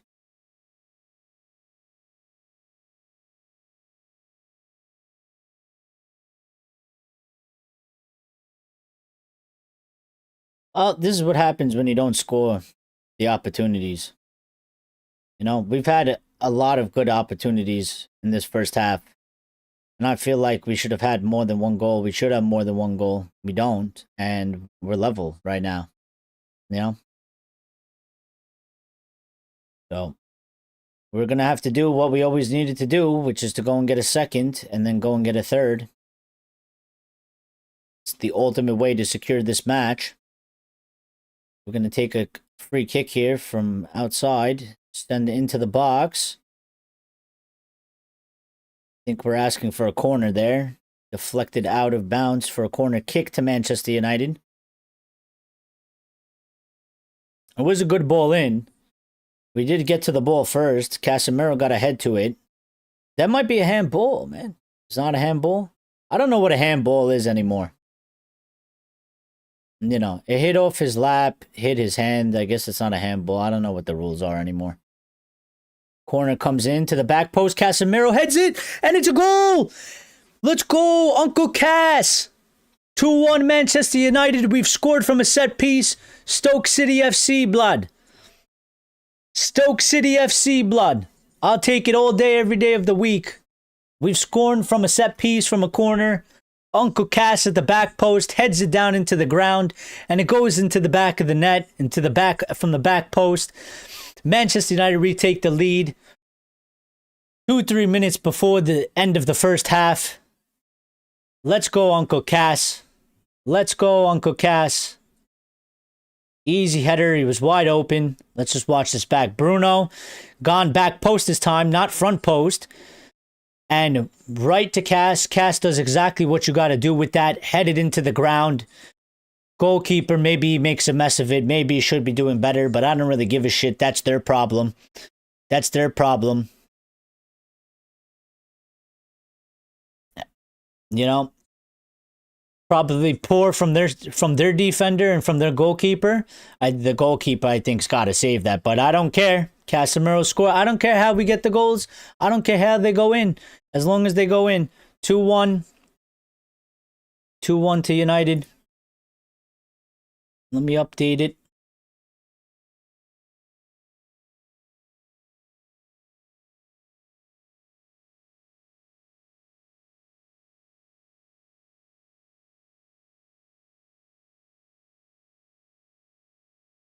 What is going on here? 2-1 to United. It's exactly what we needed. If only we didn't have to concede the goal, we could have went in 2-0. Can't see what's going on. Bournemouth now with the ball in our half possession. They send it in. Bruno heads it out, clears it. Sent back into our box, cleared out by Mason Mount, but not that far. Bournemouth pick up possession again. Sends it over the top. Brings it down. And Lemons picks it up. Dives on top of it. And that is the end of the first half.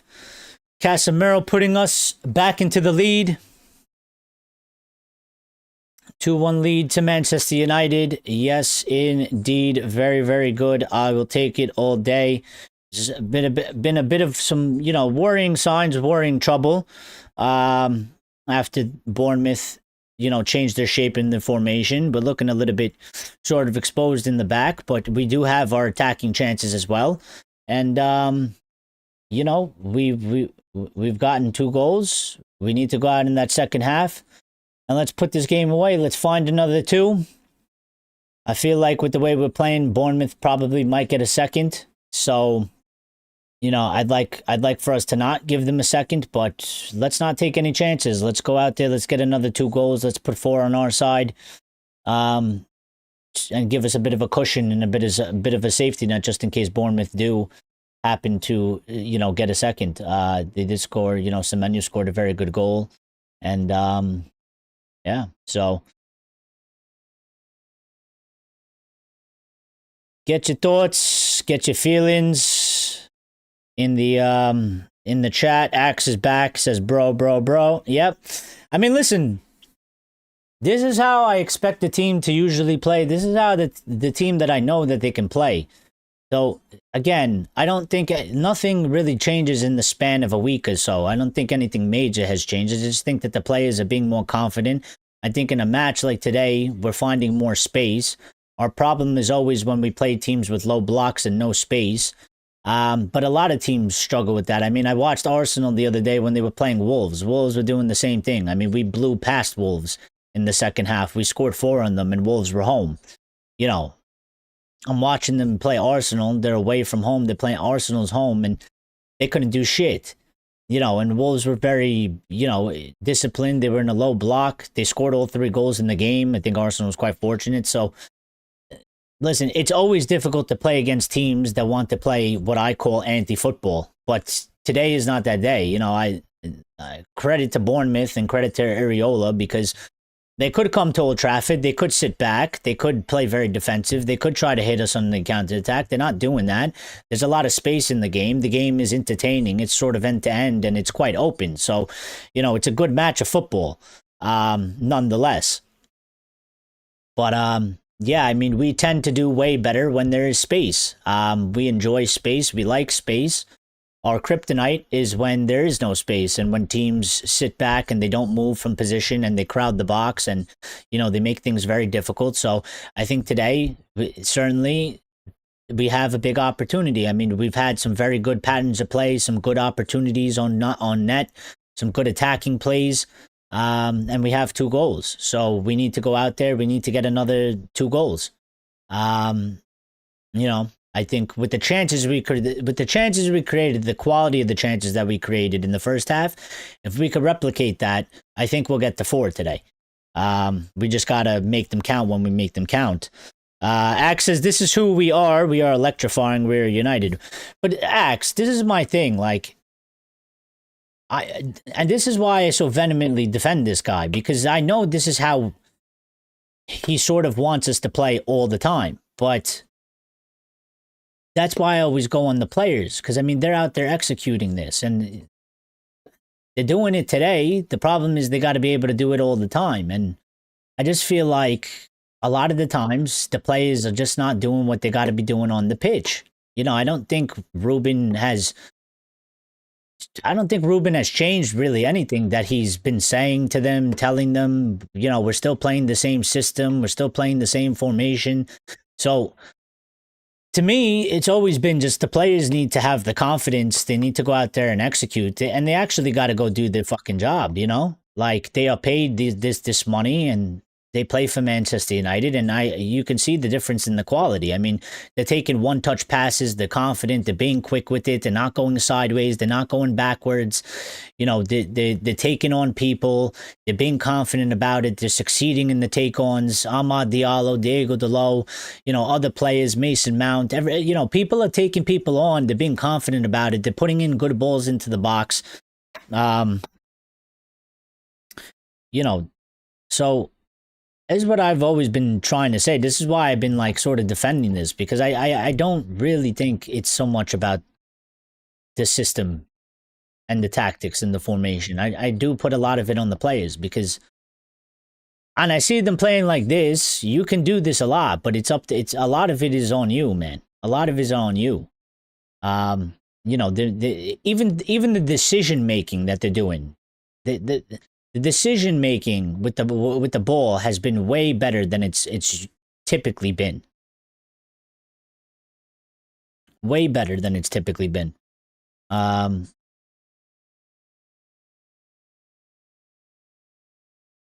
do I do this, by the way?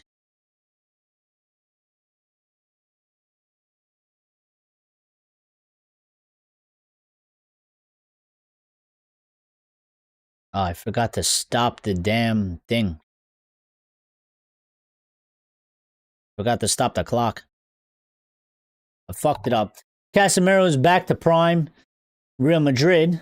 Well, I mean, listen, we always look for him on set pieces. We always look for him. We know he's a good header of the ball. Now, not to be negative, but to be a bit fair, I mean, listen, it was a good header. It was a good ball. Good cross. The Bournemouth defender maybe should have done better, but he didn't. The goalkeeper made a meal of that. Yeah, listen, if that was Lemons, Lemons is getting pelters for that because you got to save that. But I don't care how we score. I really don't. I want the ball in the net. I don't give a shit if Bournemouth score all 4 goals for us. I don't care. I don't care how we score. It's just the ball go into the net and us get 3 points and we win. That literally is all that matters. So, can't hold us. Yeah, I missed a bunch of your other comments. My bad. Burry says, great game. Casse, my player of the season. Tonight is the night. We'll fight till it's over and we'll put up our hands. Put our hands up like the ceiling can't hold us. Is this actual song? Like the ceiling can't hold up? My friend told me to trust the process. Yeah. Listen, we're not perfect though. We're sloppy at times still, okay? Like these are the things that take time to hatch them out, to pattern them out, to get them out of sort of the system. But in the meantime, that's why I don't care if it's not the prettiest. But in the meantime, we'll take the confidence. We'll take the 3 points. We'll take, players scoring goals and players doing good. And, it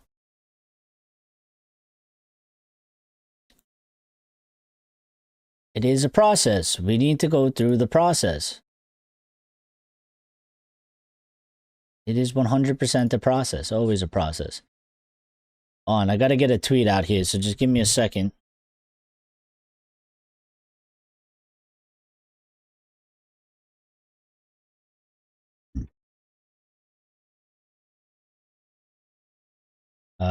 Give me the keyboard. Let me get the keyboard over here so I'm not like in the camera. Yeah,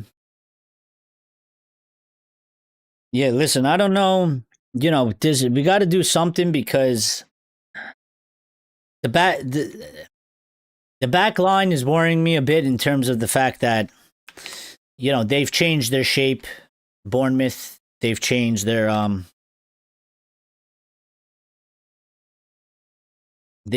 shape, and we have a little bit too much space back there. We're being exposed a little bit back there. It's making me a bit nervous. I don't like it. I want us to somehow shore that up, but I obviously don't want it to sort of negate from the attack, because the attack, we have the space. The attack, we're all right in the attack. We're looking good in the attack. It's just that we need to do something. I don't know what we have to do, but we need to do something to sort of shore up the defense a little bit, make a little bit less space back there. Because at times we're a bit too open, and that goal, again, that goal, listen, it's a good shot by Semenyo, and he's a good player, but that goal is all our fault. That goal is not because Bournemouth were, in a sense, outplayed us with football. That goal came because it was just a shit thing for us to do. We did 2 short passes. Shaw got caught in possession and he was weak, got bodied off the ball. He didn't run back and help. Mount's sprinting his ass off to try and, defend. Luke Shaw's jogging, which is unacceptable. I was taught as a kid, you lose the ball, you fucking run back and you get it. You don't watch your teammates bail you out, which is what he was doing. And that goal came totally on us. It's one of those goals. It's not like Bournemouth had a brilliant passage of play. It's because we gave the ball in a bad position that we should never be giving the ball away. You can't give the ball away like that there. And we exposed ourselves, and we conceded because of it. So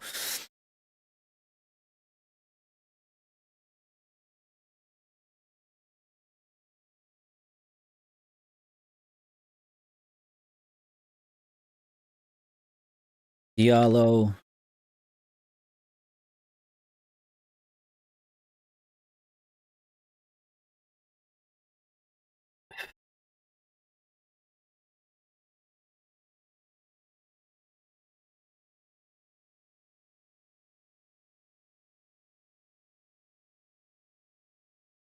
I'm live right now. Give me the stream. I need the stream. I need the stream link, please, and thank you. Thank you. Let me hit this down here.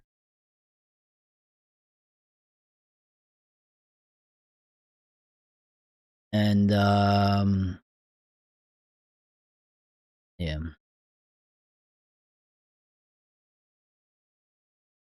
MUFC, MUNDOU.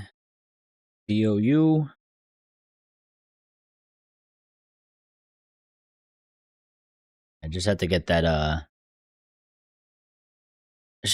tweet out.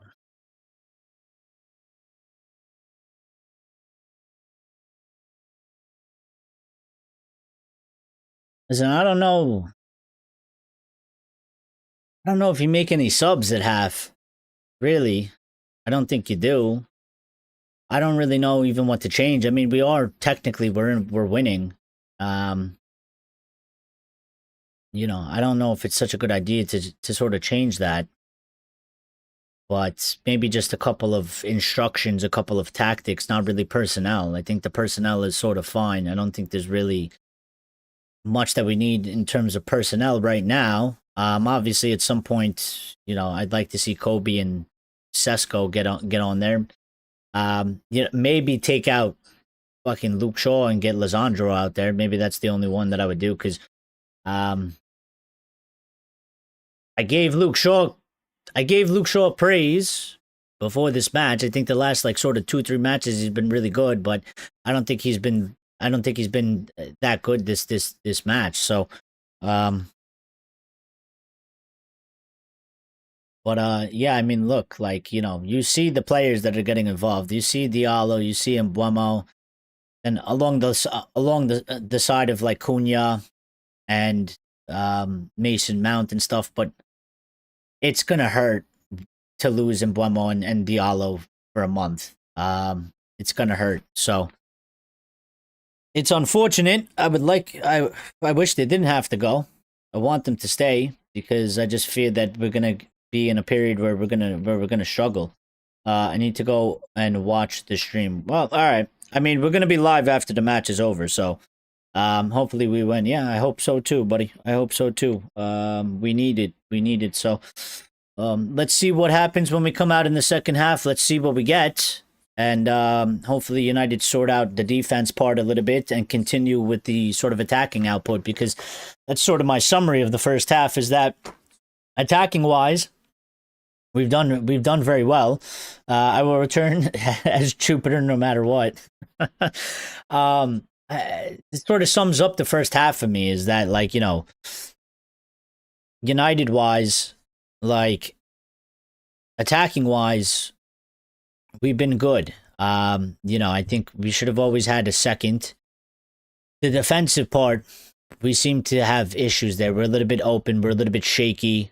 You know, when we are defending, I am a bit nervous in terms of that. You can sort of feel like that Bournemouth will and can get opportunities, and you don't want that. You want, you know, 100% secure sort of confidence that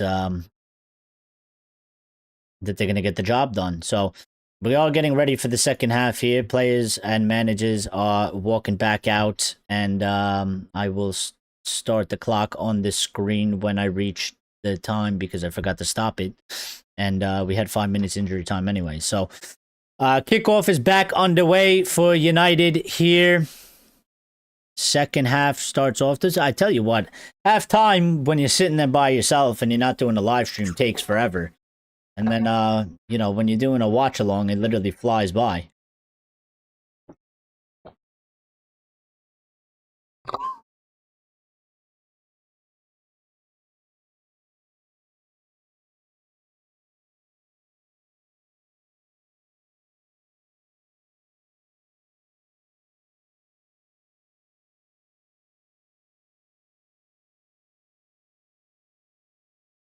They've scored right up. They've scored on us immediately.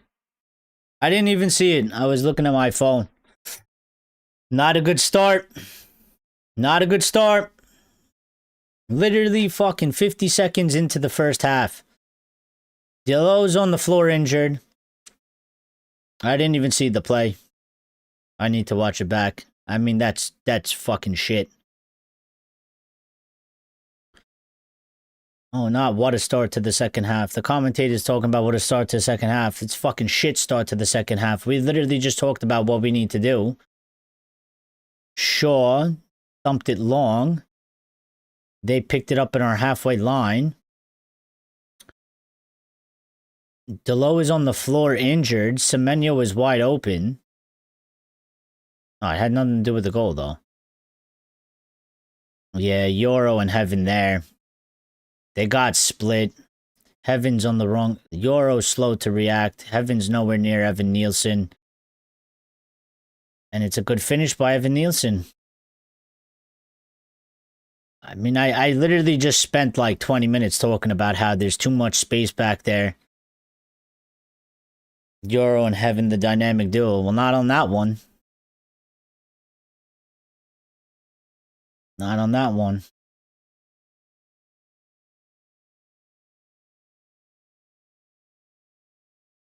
Not on that one, that's for sure. Lack of experience? Maybe.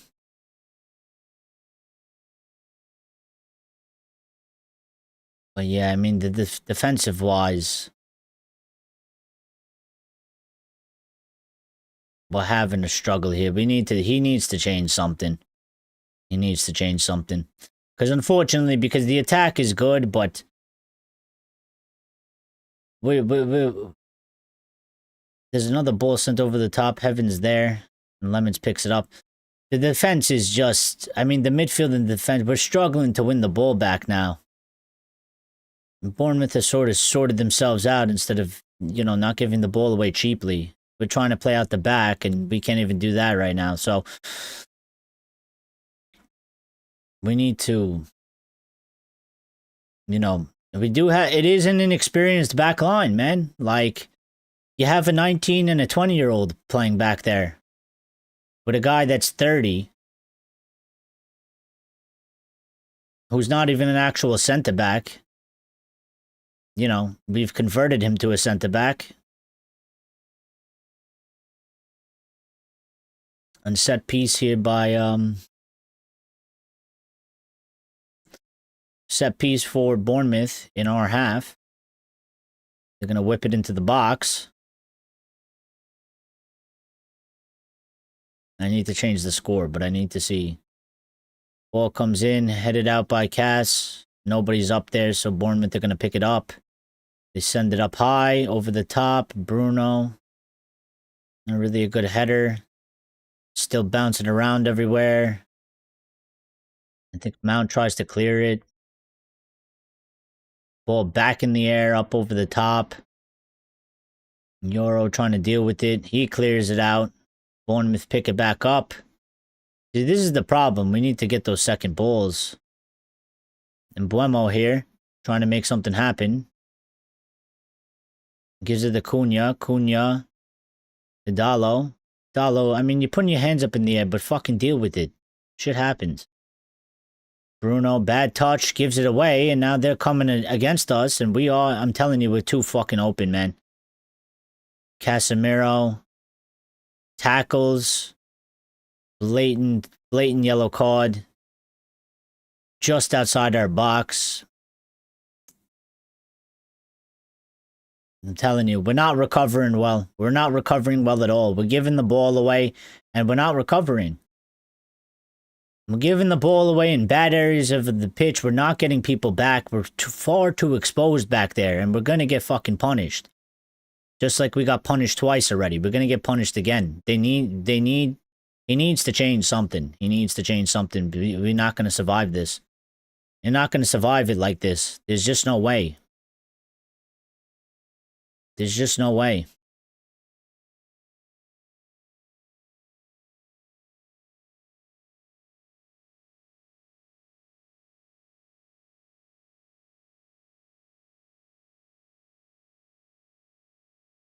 Casemiro is suspended, I guess, now, because that's his, he's got the yellow card accumulation here. That yellow. So, the next match, no Mbeumo, no Diallo, no Mazzawari, and no Casemiro, and that is against Aston Villa. So, there you go. Bournemouth are going to take a free kick here. It's a dangerous free kick right on the top of our box. Shot comes in, goal. 3-2. Fucking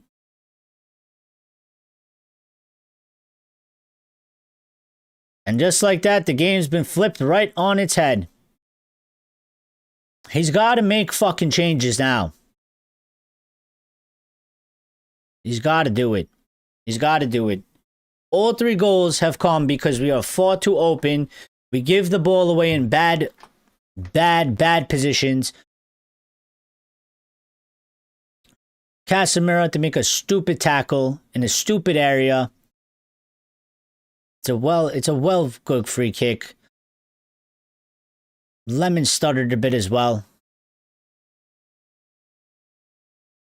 That moment of hesitation stopped him from getting the ball. He was a bit too slow to react.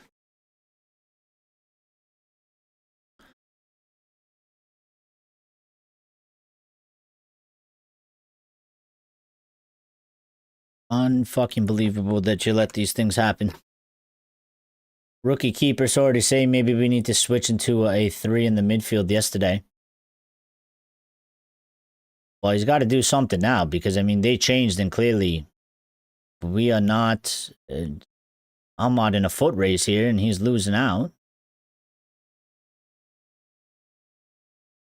And he picks it up. But, I mean, we just conceded 2 goals in the span of, like, 7 minutes. It's fucking just a joke. It's just a fucking joke.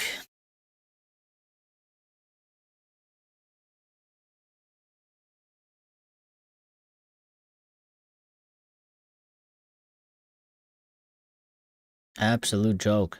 I mean, but not winning the ball in the areas that we need to win the ball. Like, we're playing defense, we're clearing the ball out. Bournemouth are very high, and we're not winning the second balls. Like, we're not winning the second balls at all. We need to win the second balls. I don't know what the fuck he's got to do, but he's got to do something because they're not doing it. And now to win this match, we got to go get the 4, like I was saying.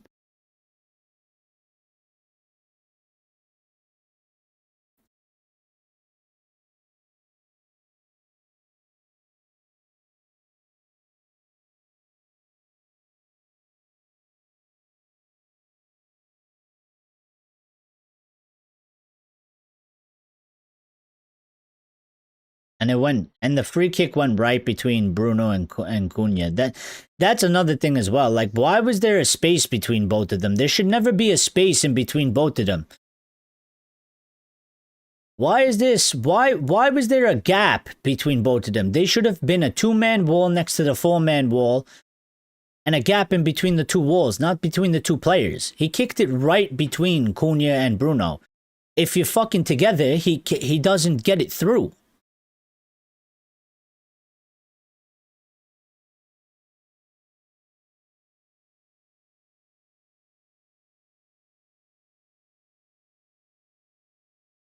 He doesn't get it through. Why is this team like this, man? I just don't get it. They're doing so well attacking wise, and then they just find a way to collapse. They always find a way to collapse. They always find a way to just fucking fuck everything up.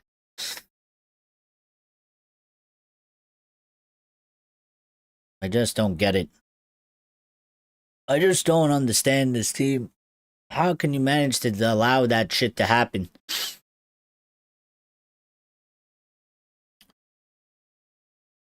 I'm looking at it like, I'm getting a fucking headache by looking at the screen because I feel like Bournemouth have like 14 players on the pitch. I don't know, dude. This shape is like crazy.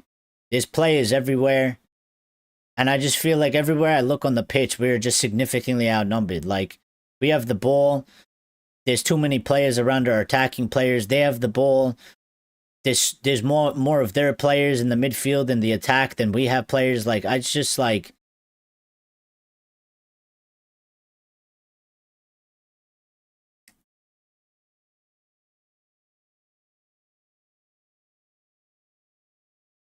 The low with Semenyo here. Euro. Casemiro.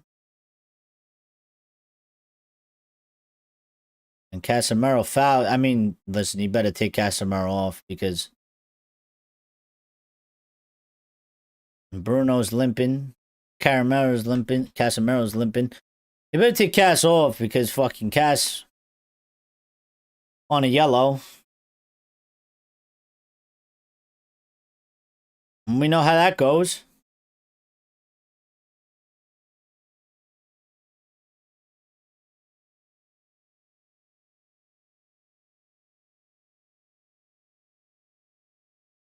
See, this is the thing, though. Also, like, we're clearing the ball right back to them. Like, you know, I asked for Stoke City FC. That's not what I meant. I was joking. I just wanted a fucking goal from a corner kick. I don't want to actually play like Stoke. I don't want the ball booted up to halftime every time we get it. And give it right back to them. We don't got anybody up there. We're just fucking giving the ball away. We're doing fuck all.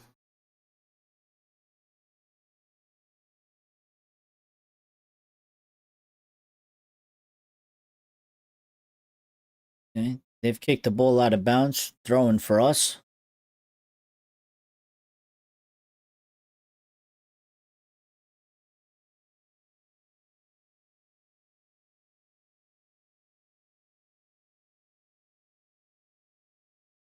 Mbeumo fouled, free kick to us.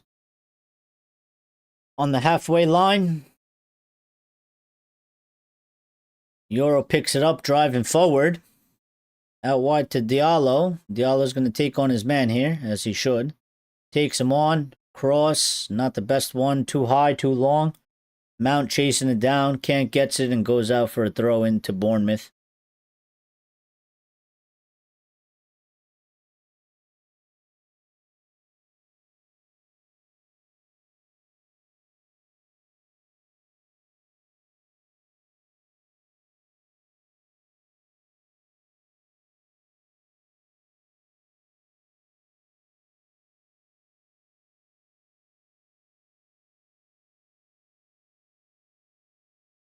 Joel wins it back. Euro driving forward. Doesn't have much options. All he has is Diallo. Diallo. Rest. We're going to find it hard now to play. Because we let them take the lead, we're going to find it hard to play now. We don't have options in the midfield. He's got to change this. We've lost the ball. It's a 3v3. Luke Shaw's barely tracking back. Thank God Heaven made a tackle. I mean, I don't know what the fuck we're doing defensively. I don't know what we're doing defensively. Ahmad taking his man on, lays it off to Mbeumo, and Mbeumo gives it to Bruno. Bruno to Diallo. Diallo does well. Cass. And now they're going to counterattack. Luke Shaw does well. That's what I want to see from you, Luke. Step in, tackle Semenyo, take the fucking ball from him. Show some strength. Shaw, put it in. Cross. Nobody there. The back post. Headed out. Diallo trying to chase it down. Clivert goes down. Goes down easy, and he gives him a foul.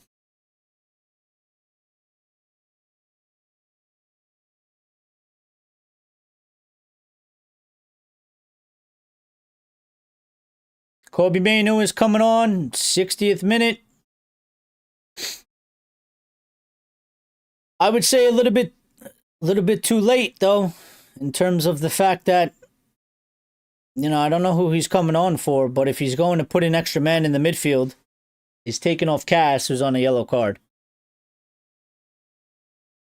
I still think, specifically in this game, he really needs to change the shape of some shit. He needs to change something. We are getting fucking outnumbered in key areas of the pitch. We're getting overloaded.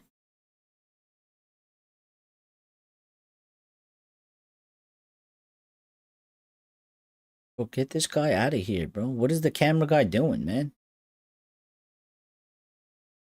Uncle Cass is off. He had to come off.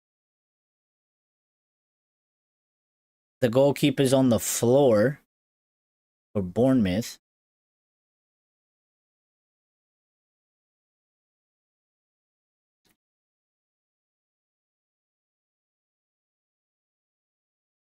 I mean, Euro there. Euro and Heaven on that goal. Neither one of them did their job. I mean, Euro was fucking caught in no man's land. Heaven wasn't in the proper way of tracking the guy. He wasn't goal side. He wasn't in the proper position.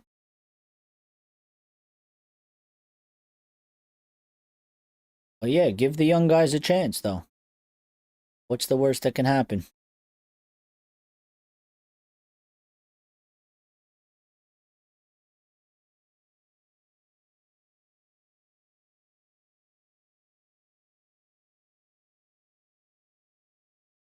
Well, we've lost our way, haven't we?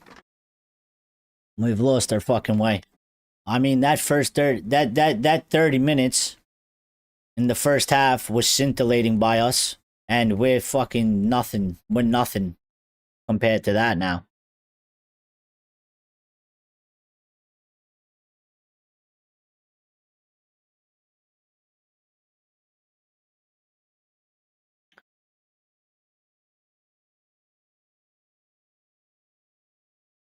Evan here on the ball.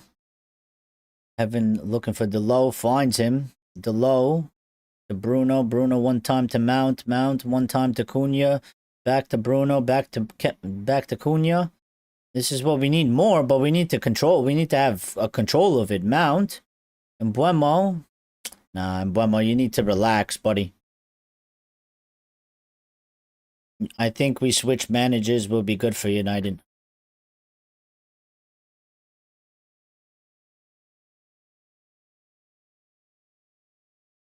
What do you mean switch managers, like this guy? Or in general? You mean the Bournemouth manager?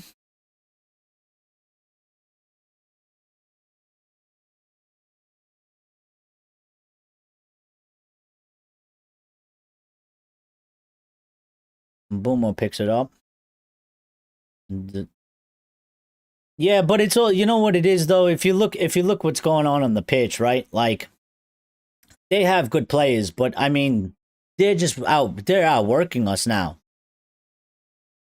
They're just outworking us. Like they're trying to get to the ball before us. There's more urgency from the players. They're showing more strength. Like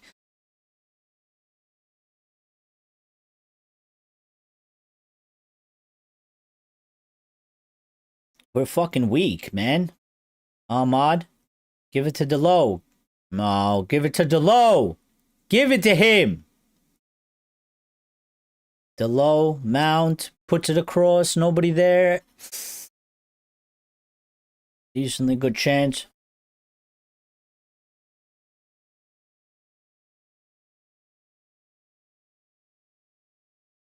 Yeah, we could have used Sesko there, maybe. I mean, he is 6'5". You'd think he would get the fucking head onto that.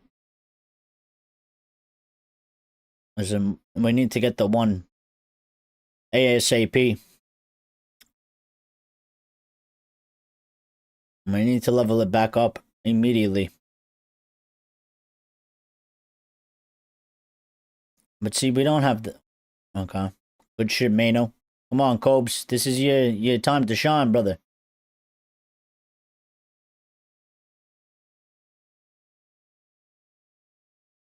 Like, the thing is, like, I'm getting pissed because they're fucking outworking us, man. They're working harder than us. They're working harder than us. And they can't say that we're tired. We're playing fucking one match a week. They can't be tired.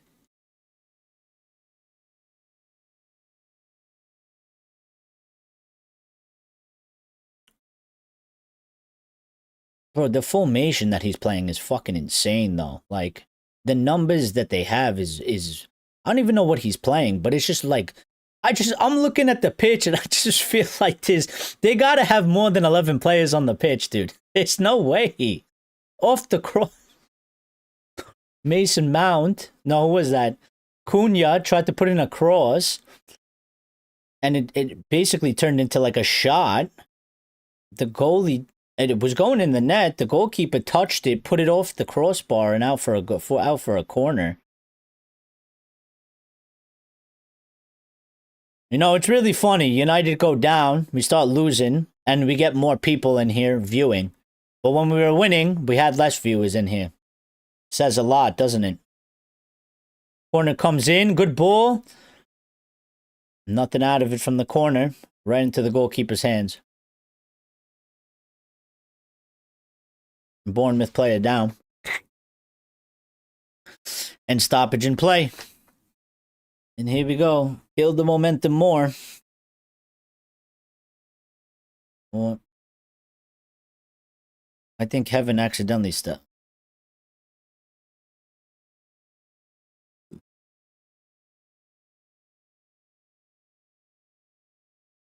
I think Heaven, what did Heaven do there? I don't know, but you know they're going to do this now. Lisandro's coming on. What you expect it to happen?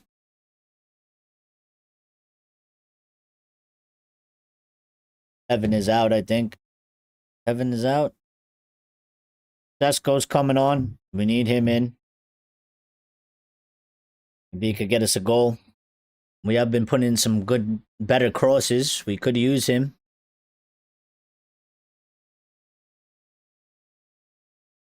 No, we need this. Who's coming on? Who's coming off? I like all the players just like walk away, you know, because they don't want to come on. They don't want to be the ones to come off. One of you is coming off.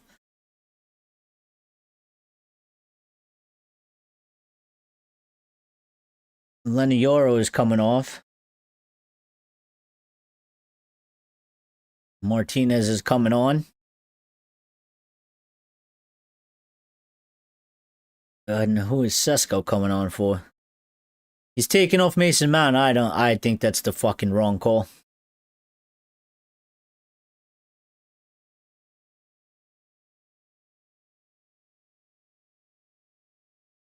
I think Mount didn't deserve to come off. I think probably Mbeumo does.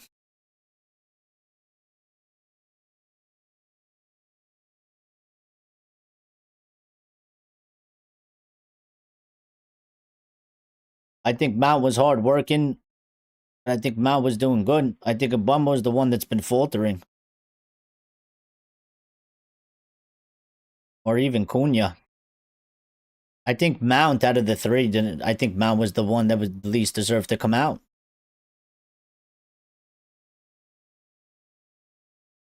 There we go. Shaw's up here. Cunha.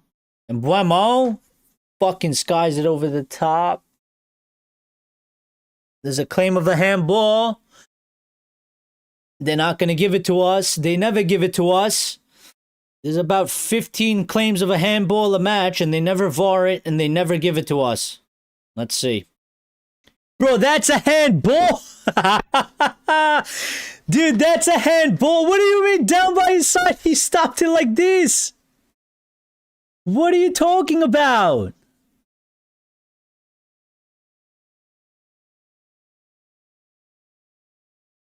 Did he touch it with his hand? Or did it hit his arm?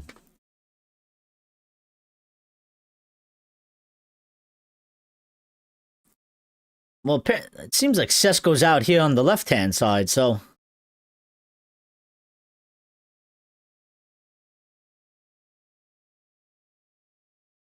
Bruno looking for a switch. Delo's on the... He's changed it. He's changed it. The positions of the players are all over the place. Luke Shaw is like playing like left wing back almost now. Delo's all the way on the right, so he's not on the left-hand side anymore. He's changed sort of the whole shape.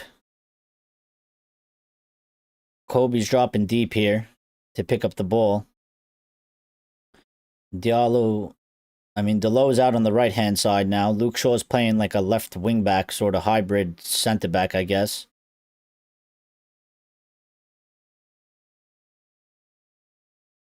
But I think he did this too late. I think he probably should have done this earlier.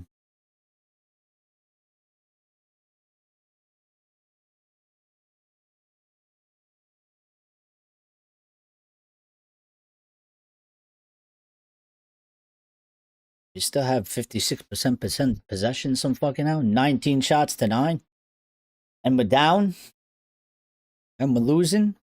Each have 5 shots on goal. Well, I mean, I guess they made their shots count a bit more. You know. We have 19 shots, 5 on target. They have 9 shots, 5 on target. And 3 goals.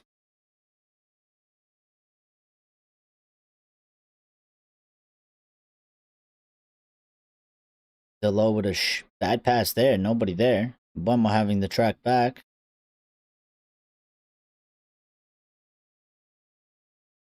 We just don't tackle the ball, do we? Like, we don't go into the tackle full. We don't.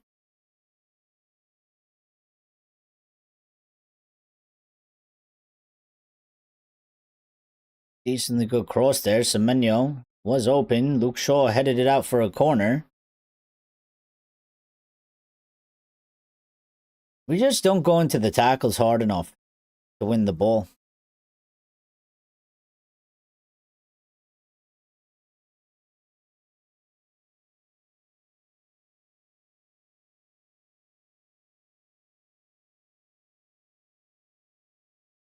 And you know the play now. They're going to kill time.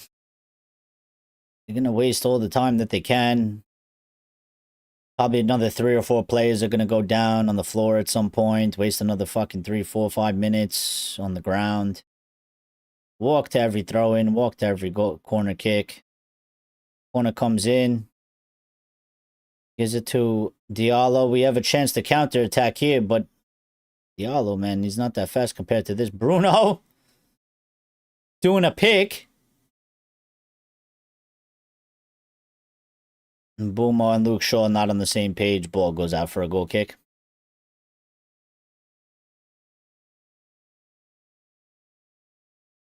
I mean, doesn't matter. I don't give a fuck. You know, the commentator over here is talking about Bruno knows what he's doing. He runs into the path and then he slows down. I don't give a fuck.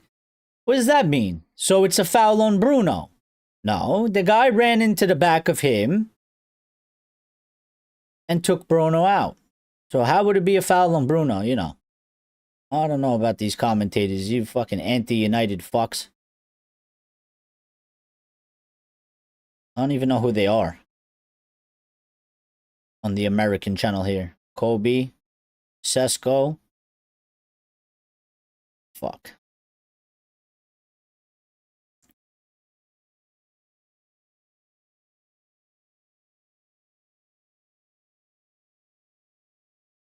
Kobe here on the ball again. Gives it to Heaven. Heaven looking for Cunha. Finds him. Cunha turns. Shot by Cunha. Saved by the keeper. Bruno gets to it. Asking for a handball. Oh, now you gave it to us. Oh, wait, because it's not in the box, is it? It's not in the box, is it? We've had 4 handball calls in this game for us. In the box. They haven't given us a single one. The second it's one outside the box, oh, it's a handball. Oh, now it's a handball. Yeah, because it's not a penalty. That's why.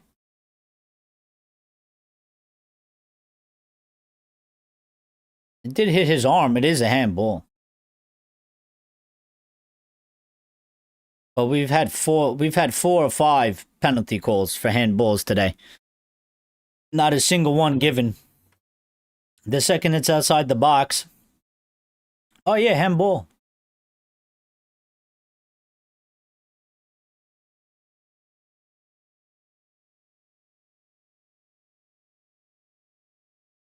All right.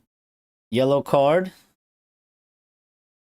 So Italian. So Italian. He gave him one of these. Let's see. Now watch their wall. Yeah? Alright, they got one man. Well, do the same. Kick it in between the fucking space, Bruno. Don't kick it over. Kick it in between the space. Golazo! Bruno Fernandes! Get in the fucking net, bruv. What a free kick. That's exactly what we needed. That's exactly what we needed. Mr. Captain has said, please stand the fuck up. You know, I was thinking he should shoot it on the left-hand side, but he knew better. And you know what? I feel like justice is served on that one because they scored from a free kick and we had to give it away. We've had handball calls. We finally get one outside of the box. And Bruno said, you know what? They didn't give us a penalty, but it's a fucking penalty for me because, boom, I'm going to put it right into the net. No problem. No problem. Okay. This is the time. There's ample amount of time. Time to go get another one. Let's get the job done. It's 3-3. I mean, for the neutrals, what a game of football. I'll tell you that much, but yeah, I don't want my team conceding 3 goals. Thank you very much. I'd rather not have us do that, so.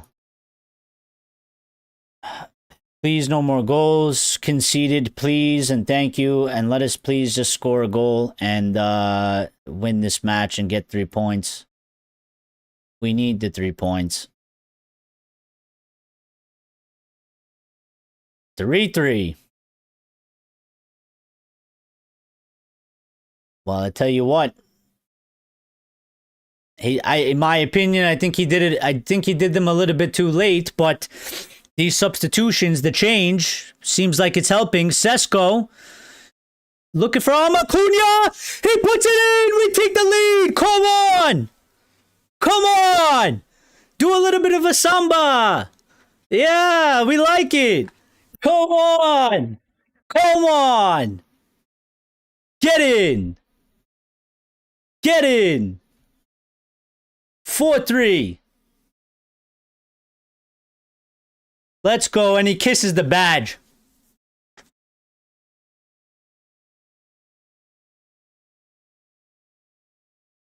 He says, hi, thank you.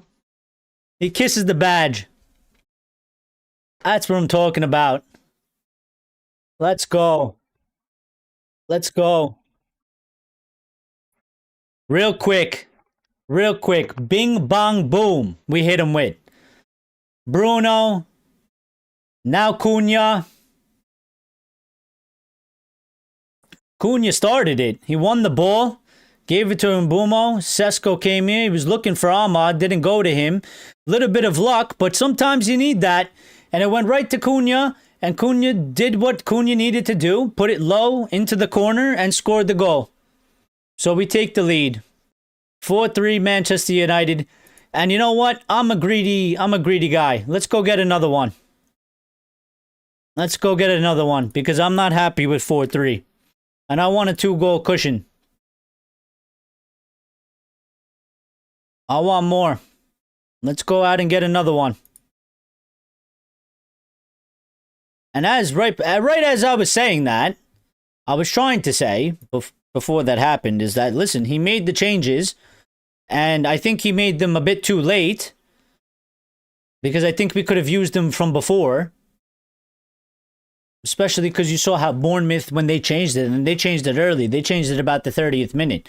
And you saw the spacing, you saw, you know, we were getting outnumbered all over the place. And since he's made these subs, it's sort of tipped back into our favor. It looks like it's a lot better for us now. Since he's made sort of these changes and he's sort of changed the shape with the players and the positioning on the pitch and stuff like that. And Ahmad's out here. Oh. We got to see how we are defensively, though, because they haven't had the ball for a minute. So, yeah, good step by Martinez. Get back over, get back over. Somebody step to him. Takes a shot. Nothing from it. Goal kick to Manchester United. That's not a corner. That's not a corner. Scott, you're blind. You gotta go to Specsavers, brother. You need glasses. You need glasses, brother. Where in what world did it take a deflection? Yeah, Areola, you need glasses too, buddy. I think you're hallucinating. You're hallucinating. Where did it take a touch? Where? Show us the replay. They don't even want to show me the replay because they know. They know. If it was the other way around against United, they would have shown it 15 times.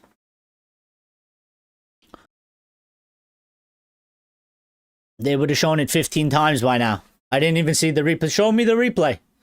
It didn't take a touch. I don't need to see the replay. I saw it one time. I have two eyes. They work very well. Thank you very much. Mbeumo here. Throw into United down in Bournemouth's half near the box. Now we're going to take our time a little bit, I guess. Doing the slow walk. Oh. Listen, the defense has sort of let us down, but 2 matches in a row, we've scored 4 now. You just don't want to see us conceding 3. Heaven doing well. When you pick up the ball, we got to watch out for these counters, man. And Bournemouth wasteful with it. And throw in to Manchester United.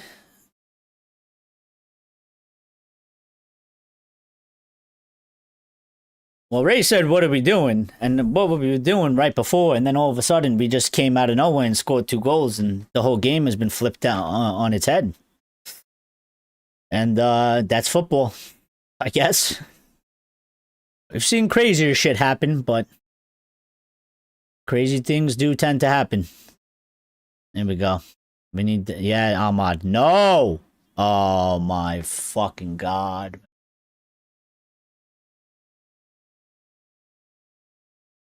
Why? Why? What are you guys doing? Oh my God, dude. They've been making the same fucking runs to the center of the defense the entire match. And nobody has any sense of urgency to fucking get goal side of the guy. Lisandro.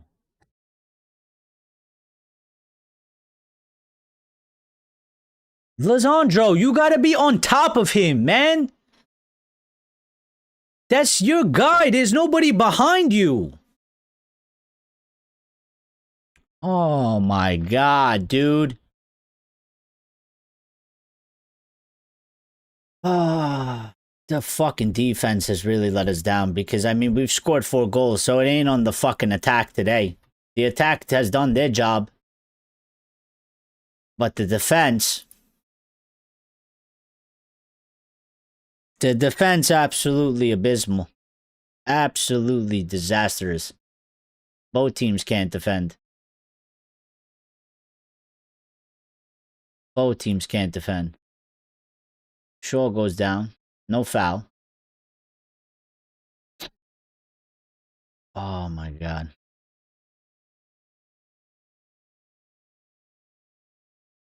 I mean, listen, if you're neutral, you're loving this. This game is crazy, but I ain't loving it. And my team is fucking conceding 4 goals the same way. The same way. They haven't learned once.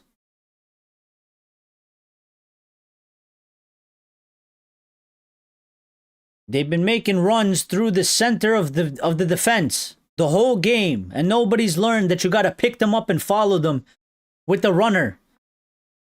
Because there's space.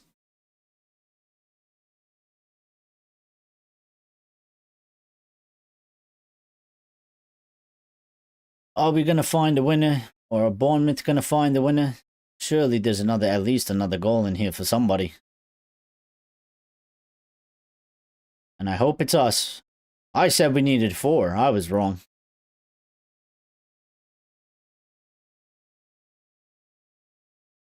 At halftime, I said we go get another 2. We need to be careful of the counterattack. No, Bruno, no, no, no. Bad. Bad. Bad idea. Bad thought. Bad thing to do. We don't need desperation. We need composure. We need calmness. And we need execution. We don't need you taking a wild fucking volley shot from outside the box. And you're going to miss kick it. And it goes out of bounds. And now you give the ball to Bournemouth. When you could have just trapped the ball, controlled it, bring it down, kept the play going, make a pass, get the ball back, make another pass, and keep the pressure on them in front of the box. Not taking a half volley on a difficult shot that you have 10% that you're ever going to hit that correct. Kobe picks it up. Cunha showing some strength here. Cunha, nice ball to Mbeumo.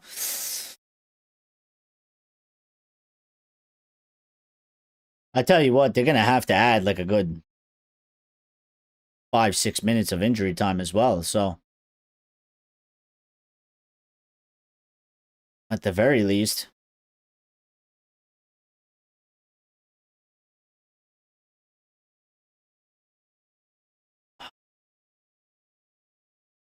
Oh, we've lost the ball. Now what are we going to do? Nothing. To get it back? Nothing. Look, we're wide open. We're wide open.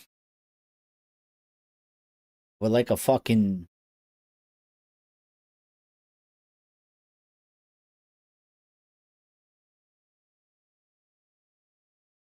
We're like fucking Bonnie Blue in the back over here.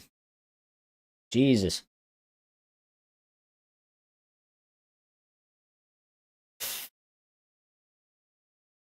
Sesko does well. Come on. There's nobody with him. He's got to take it himself. Oh, boy. Oh, no. No. This isn't the Bundesliga, kid. I'm sorry. I have hopes for you, but... Bundesliga, you might be able to fucking do that. You ain't doing it in the Premier League. Not with that pace. Look at Luke Shaw, bro. Where are you? Where are you? Why are you so center?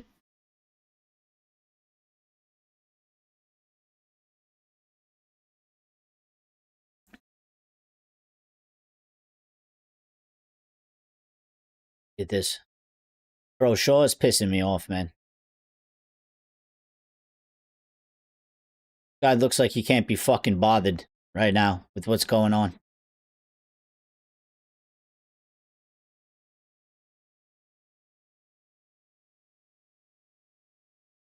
Apparently, it could be 8 minutes. Is what the commentator's telling me. Well, I said it has to be at least like 5 or 6 for sure. There's no way it can't be less, so. Alright, let's do something with the Cobes. Yeah, Cobes. Go, Cobes. Cunha? Nah, didn't hit it right. Didn't hit it right. I don't want to see us doing that. 8 minutes it is. I don't want to see us doing that. Why are we forcing a long shot, bro?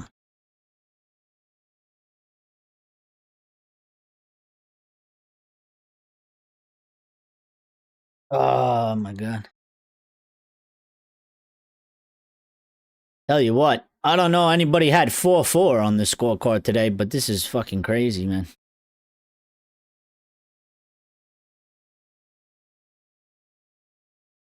The defense has really let us down today.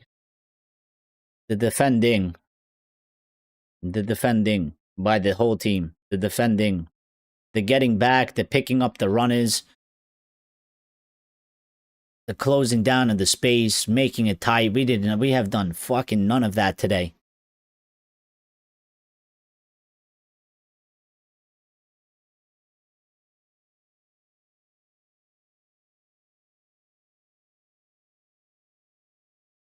Now Xerxes coming on. I guess he wants the 3 points. Well, I guess it depends who's coming on for him.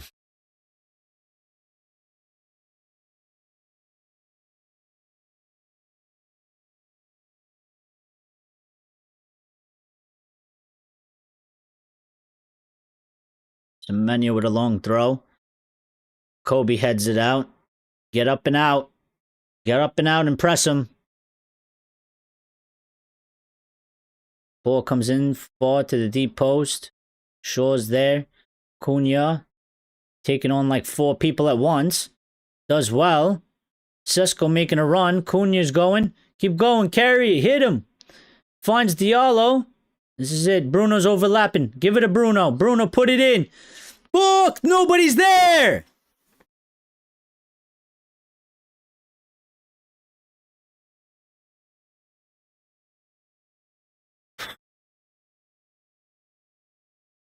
Dorgu and Xerxes are coming on. I mean, Cunha gives it out to Diallo. Bruno's overlapping. He did well. And Bruno, even where that ball was the spot that it needs to go, but nobody's there. I mean, Sesko wasn't there, and Mbeumo wasn't there either. They were both behind it, and they were never getting to it.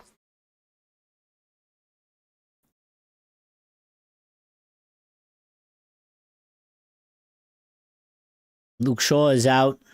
Dorgu is on. And, who did he take out for... Who did he put Xerxes on for? Mbeumo? He took Mbeumo off and he put on Xerxes.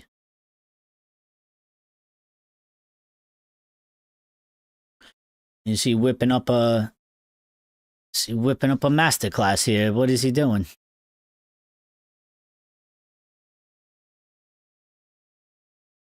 Has he gone into a 4-4-2? Not a 4-4-2, but a 4 in the back. Come on, ref. How is that a foul? What? What did he do? It hit him in the hand.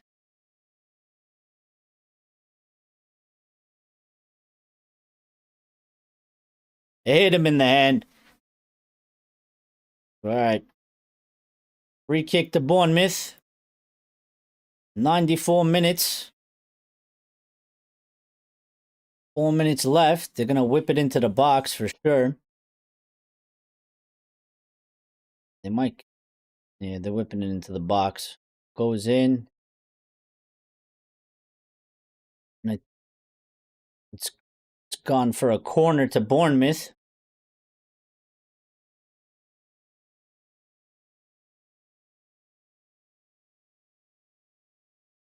Oh. This team's got to be shitting me, man. On the day that we figure out how to score 4 goals, we also then decide that we want to concede 4 goals. Cross comes in. Back post. Kobe clears it. Kobe's chasing it down. He's not going to get to it. Throwing to Bournemouth. And the time is ticking away. 95 minutes. 3 minutes left. Bournemouth. Semenyo walking to the ball. Doesn't seem very eager. He's going to do a long throw-in.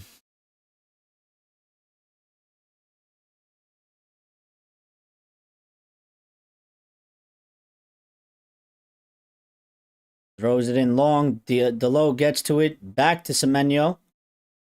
Diallo defending Semenyo. Cross comes in. Dangerous. Saved by Lemons with his feet. What a save. That was fucking dangerous. Oh my god. And they still have the ball. Diallo gets beat. They're going to score. They're going to score. Oh, we cleared it out. Oh my god. This is not what we need. We don't need to be in this position. Pick up the fucking ball and let's go. Ref! Nah, fuck this guy, man.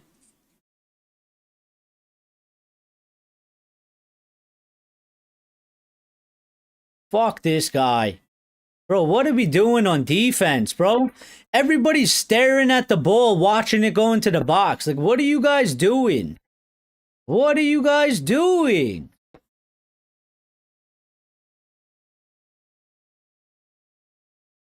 I just watched like 4 players just standing there watching the ball.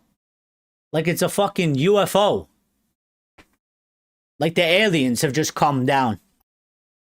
And they don't know what to do.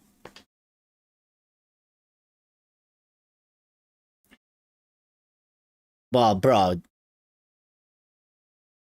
I mean, they're wasting time. They, they just killed the whole minute and a half by this whole fucking... I don't even know what this is, bro.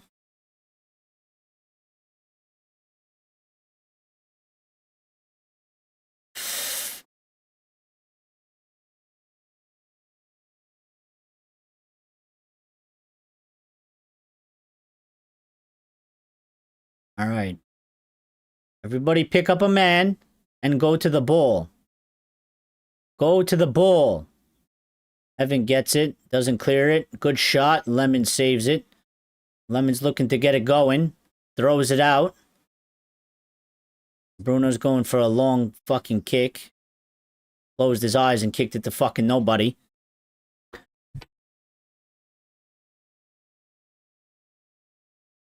I mean, that ball, he just literally just kicked it. He didn't even try to kick it to anybody. He literally just kicked it to fucking... and prayed.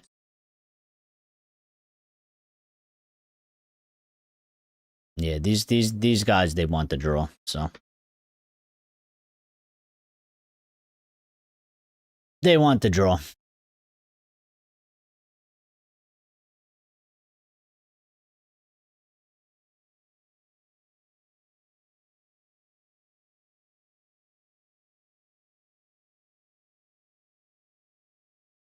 Go get the ball, bro. Oh my god, my god. Guys. Yeah, but no, what are we doing, bro? Pick it up. Bruno, relax, man. Jesus. Yeah, Delo, whip it in, man. Sesquinho, where are you? Dorgu. No! Give it to him. Give it to him! Oh my god, Diallo. Fuck! Kobe!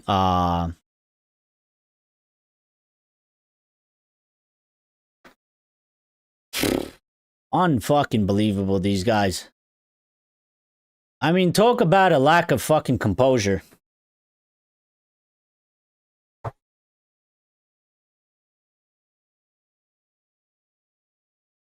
Talk about a lack of composure. Panic. Panic all over the place. These guys, like, they can't think. Look at this. Two people going for the same ball.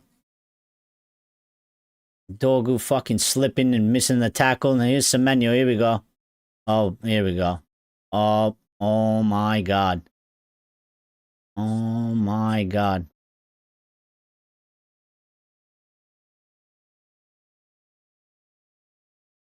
Go. Go. No, pass the ball. Fucking release it. What is wrong with these guys, man?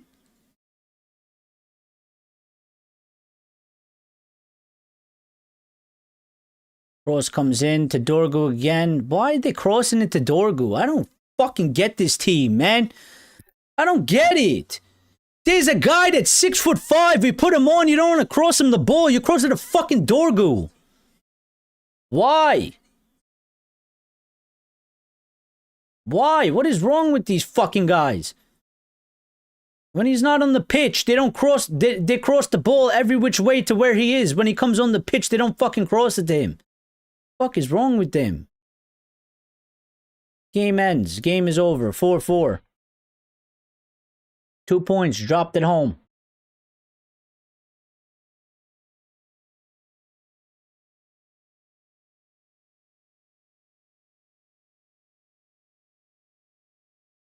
Two points dropped at home.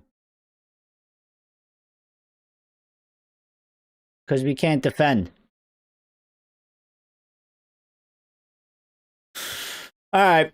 Well, we're going to the stream, to the next stream. We're going to the Red Devil recap, so we'll be over there in a couple minutes. It's already set up.